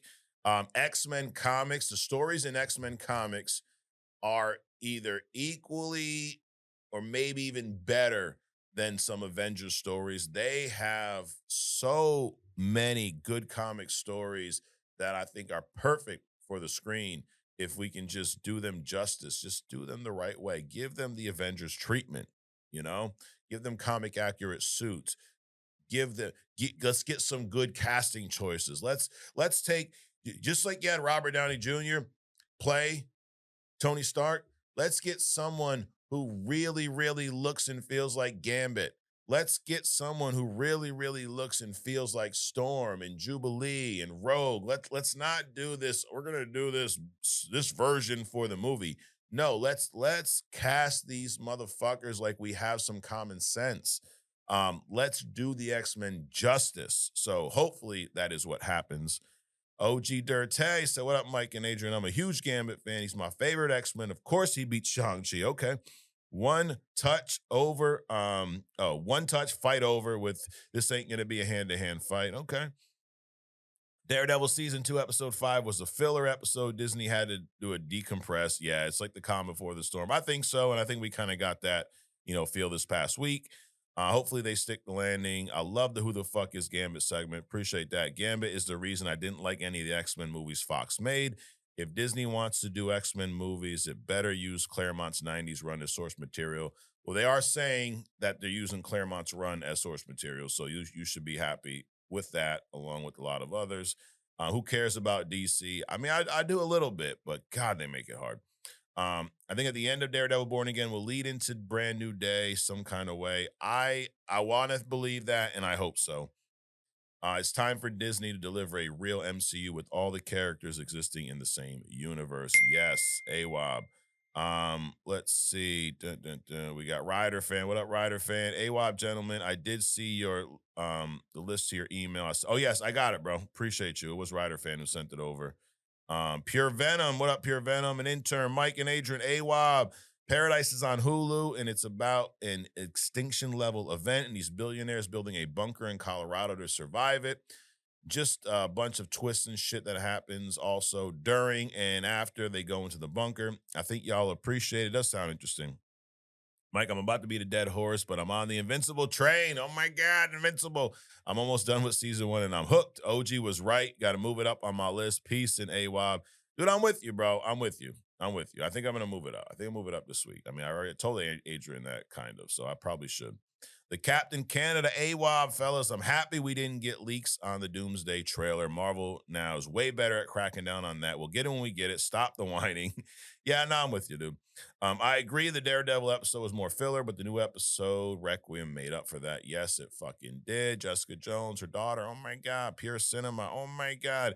And you think we will see Daredevil in Spider-Man Brand New Day and Spider-Man in Doomsday. I agree. Loved Gambit growing up. Always thought he was a cool X-Men. Even went around the house throwing cards like that when I was 9. Yeah, I think we've all tried that. It doesn't have the same effect, though. Black Widow was good seeing it in timeline order. It was definitely better watching that order. COVID kind of ruined it, yes. And to your point, you get to see William Hurt on his last days. It was his last film, I believe. Taskmaster could have been done way better. Yeah, it's a fucking understatement. You guys should incorporate a rating system after watching a movie or an episode. Something like cosmic level, it changed the universe, absolutely peak. Super soldier, strong, reliable, does exactly what it needs to do. Street level, gritty and okay. And civilian casualty, it just didn't survive the execution. It's funny you bring that up. We talked about coming up with some crazy rating system where it not as like superhero esque as that, but where it's just like where like this movie is a post-shower shat. This movie is an atrocity. This movie is a classic. This one's a masterpiece. So who knows? Maybe we will do some of that. 70-year-old Doom is lame, says Brandon Dudley. Okay, why the fuck would his age matter? First of all, he ain't 70. I know you're trying to be funny, but why would the age of someone matter who is face is disfigured and wears a suit of armor the entire fucking time? It could be an AI voice. Why the fuck would it matter? House of Cow Teat. Adrian, now that you're watching Monarch, can we get a hidden gem? Or Mike, can you do a Who the Fuck is Godzilla? So, House of Cow Teat, I can tell you this. Adrian's not here right now, but I will do a Who the Fuck is Godzilla. I see you're an intern. Shout out for being an intern. I'm going to do that on other stuff this week. So I got a Who the Fuck is Godzilla prepped I'm working on. And he also says, AWAB, I got a bone to pick with y'all. How the fuck do you keep dropping these motherfucking bangers every motherfucking week? Because it's what we do, and I appreciate that. I really do. Anyways, I got some clarification on the unks. Lil Bro, Lil N / Lil Bro is 8 to 14 years old. YN / Young Bro is 15 to 25. BB, Big Bro, Big Homie is 26 to 35. Unk is 36 to 44. OG is 45 to 55, and old head slash elder is 56 plus. Okay. I think we got to change those age gaps a little bit, but I'm liking it. I think it's pretty accurate. OG says Adrian didn't watch the Black Widow movie. No, he fucking did not. He definitely did not. And shout out to everybody watching us on Spotify. We appreciate the views there. We got the internship on Spotify now. Let's read a couple comments from Spotify, and I appreciate the signups. There's been a good amount there on already, so definitely appreciate all the views and you guys being part of the membership. We got Anthony. Anthony says another week, another motherfucking banger. Yes, he speaks the lingo. Love the Who the Fuck is Gambit. He's one of my all-time favorite X-Men, and goddamn, that one comic where he doesn't get lobotomized is crazy. Yes, it is. And thank God Vanessa is back. Have a good week. Well, Shane back, bro. She's gone. Creme de la Crens says, y'all see the Clayface trailer? Yes, I did. Creme thinks it looks pretty decent. I agree. Looks very similar to the Feats of Clay. That's the name of it. Feats of Clay episode from the Batman the Animated Series. Yes, it does. Keep doing. You fellas love the pod. Appreciate that. Creme.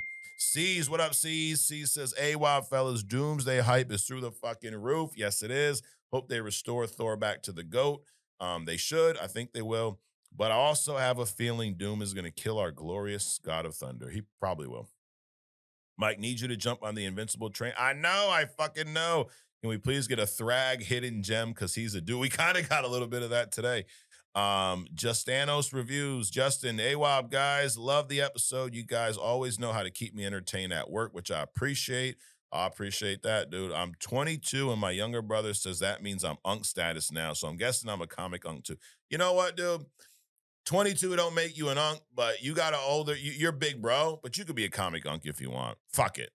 I'm hyped for Doomsday. That trailer description sounds amazing for you. What the fuck is? I'd love to see Red Hulk, my favorite Marvel anti-hero. That's a good one. I'll definitely add him to the list. I'd love to see a Red Guardian deep dive. As our Daredevil has been amazing so far. I can't wait for the final 3 episodes. Great work, Justin. Well, I appreciate that, Justin. And then we are going to read a couple TikTok comments that don't think we do great work. Well, what I'm going to read right here is Brebda44. He says, Taylor, he meant to say Kitsch. Taylor Kitsch was a better Gambit. And I couldn't agree more. I think Taylor Kitsch was a much better Gambit than Channing Tatum for several reasons. One, just the look in general. He looks more like Gambit than Channing Tatum. And I do think that that is a massive piece of casting. Now, it sounds like stupid to say. If you cast someone, they should look like the character you're casting them as, right? Yes. Sometimes I think Hollywood takes too many liberties with that. Like Channing Tatum, I understand why they put him in the Daredevil or in the Deadpool movie as Gambit. You know, he had the solo movie planned for so long. It never happened. I get it. I do. But it doesn't change the fact that he doesn't look like Gambit from a body type, from a build, from just an overall look. Taylor Kitsch didn't have the traditional comic costume, but imagine, and if you don't know who he is, he's the Gambit from X-Men Wolverine Origins or X-Men Origins Wolverine, whatever the fuck it's called. But he had the look down, and I think he did a better job, to be honest. Now, the writing wasn't as good. Channing Tatum had much better writing as Gambit, but take that out of it, swap these characters. Here's you want to fucking take a hot take? I'd rather see Taylor Kitsch show up in Doomsday as Gambit over Channing Tatum. You want to agree or disagree with that one? Let's see. We got Easy says, I hope that Punisher special is a 1 hour of that task force guy getting hunted and killed. Yeah, I definitely would love that. And then we have, let's see, we got some. Oh, Trevor Cook says, God, you guys cook. I can't stop watching. You guys fucking rock. Oh, we appreciate that. On some shit like Tissue says, are we forgetting X-Men 97? No, no one's fucking forgetting X-Men 97, dude. Not at all. So then we had, we're going to get to a couple bad ones. Right here, this one here. So Light Create says, Eternals level, lost respect when you said that, bro. Now, I think this is the problem with a lot of you motherfuckers. The TikTok, not y'all here with us. Lost respect when you said that. So because I don't like a movie that you may like, you lost respect for me. Now, first of all, I don't give a fuck about your respect for me, but that to me, it's a dumbass way to think, a dumbass way to live. If you have a different opinion of me, I don't lose any respect. I may disagree. I can't believe you like that shit. I'm probably more interested as to why you would like that. Like, why don't you might like Eternals? I don't know, because it's boring as shit. Because they drag out this backstory for so long that ends up being meaningless. Maybe that the overall plot and story. I think visually it was cool, but it felt very unnecessary, very unneeded. And I'm not the only one that feels that way. Obviously, they ain't showing up nowhere fuck again. Hopefully not. So, but it's just weird that and maybe you're just trying to be funny in the comments, but you lose respect because someone has a different opinion of you. That says a lot more about you than me, dude, because we shouldn't all have the same opinion. If we all had the same opinion about everything, we're all fucking lying. We are. We are. Someone's not telling the truth. You ever talk to someone, it's like everything you like, they like, I like chocolate ice cream. Me too. It's my favorite. That's my favorite. I like Dr. Pepper. Me too. That's my favorite. That's my favorite. One of us is fucking lying. Nobody likes everything that everyone else likes. Somebody's fucking lying. So you lost respect. That's your own fucking problem. It's your loss, bro. That's actually your loss. Then Big Dave, I'll never understand the Eternals hate because it fucking sucks. Then we got VDC says, read a comic, one of many best podcasts. Appreciate that. I agree. I definitely agree with that. And then we got this guy, Anthony. Anthony 3382 says, worst comic podcast ever. Then why the fuck you watching? Why you watching? In my opinion, we have the best comic podcast ever. Maybe I'm biased because I'm here. I love my man who said he asked ChatGPT for the best comic book podcast a couple years ago, and Chat told him to listen to these motherfuckers. So I think I would trust Chat over Anthony. But I mean, seriously, why are you watching it then? If it's really you could have that opinion. I don't lose respect for you if you have that opinion. Maybe my shit's not your vibe. That's fine. I'm not. I've learned this a long time ago. I am not for everybody. You're either gonna love me, hate me. There's usually no in between with me. We go to the extremes. So Anthony, worst comics podcast ever, then fucking find another one to watch. So, that being said, we are getting to the end of our ride today, guys. I know we did a little different, so apologize. We got no agree to disagree today. I'm gonna give y'all all one. The one I just said, Taylor Kitsch was a better Gambit than Channing Tatum. Do y'all agree or disagree with that? I'll give you another one. Eric Killmonger is a top 3 Marvel villain in the MCU. And then last but not least, watching Black Panther on this Avengers Road to Doomsday just solidifies something we've said a few dozen times here. The MCU has a major void without T'Challa, and there's a major void without Iron Man. We need those characters in these next 2 Avengers movies. So that is my makeshift agree to disagree, but I do appreciate all of y'all watching. Appreciate all the comments, the good ones, the bad ones, the stupid ones, the in-between.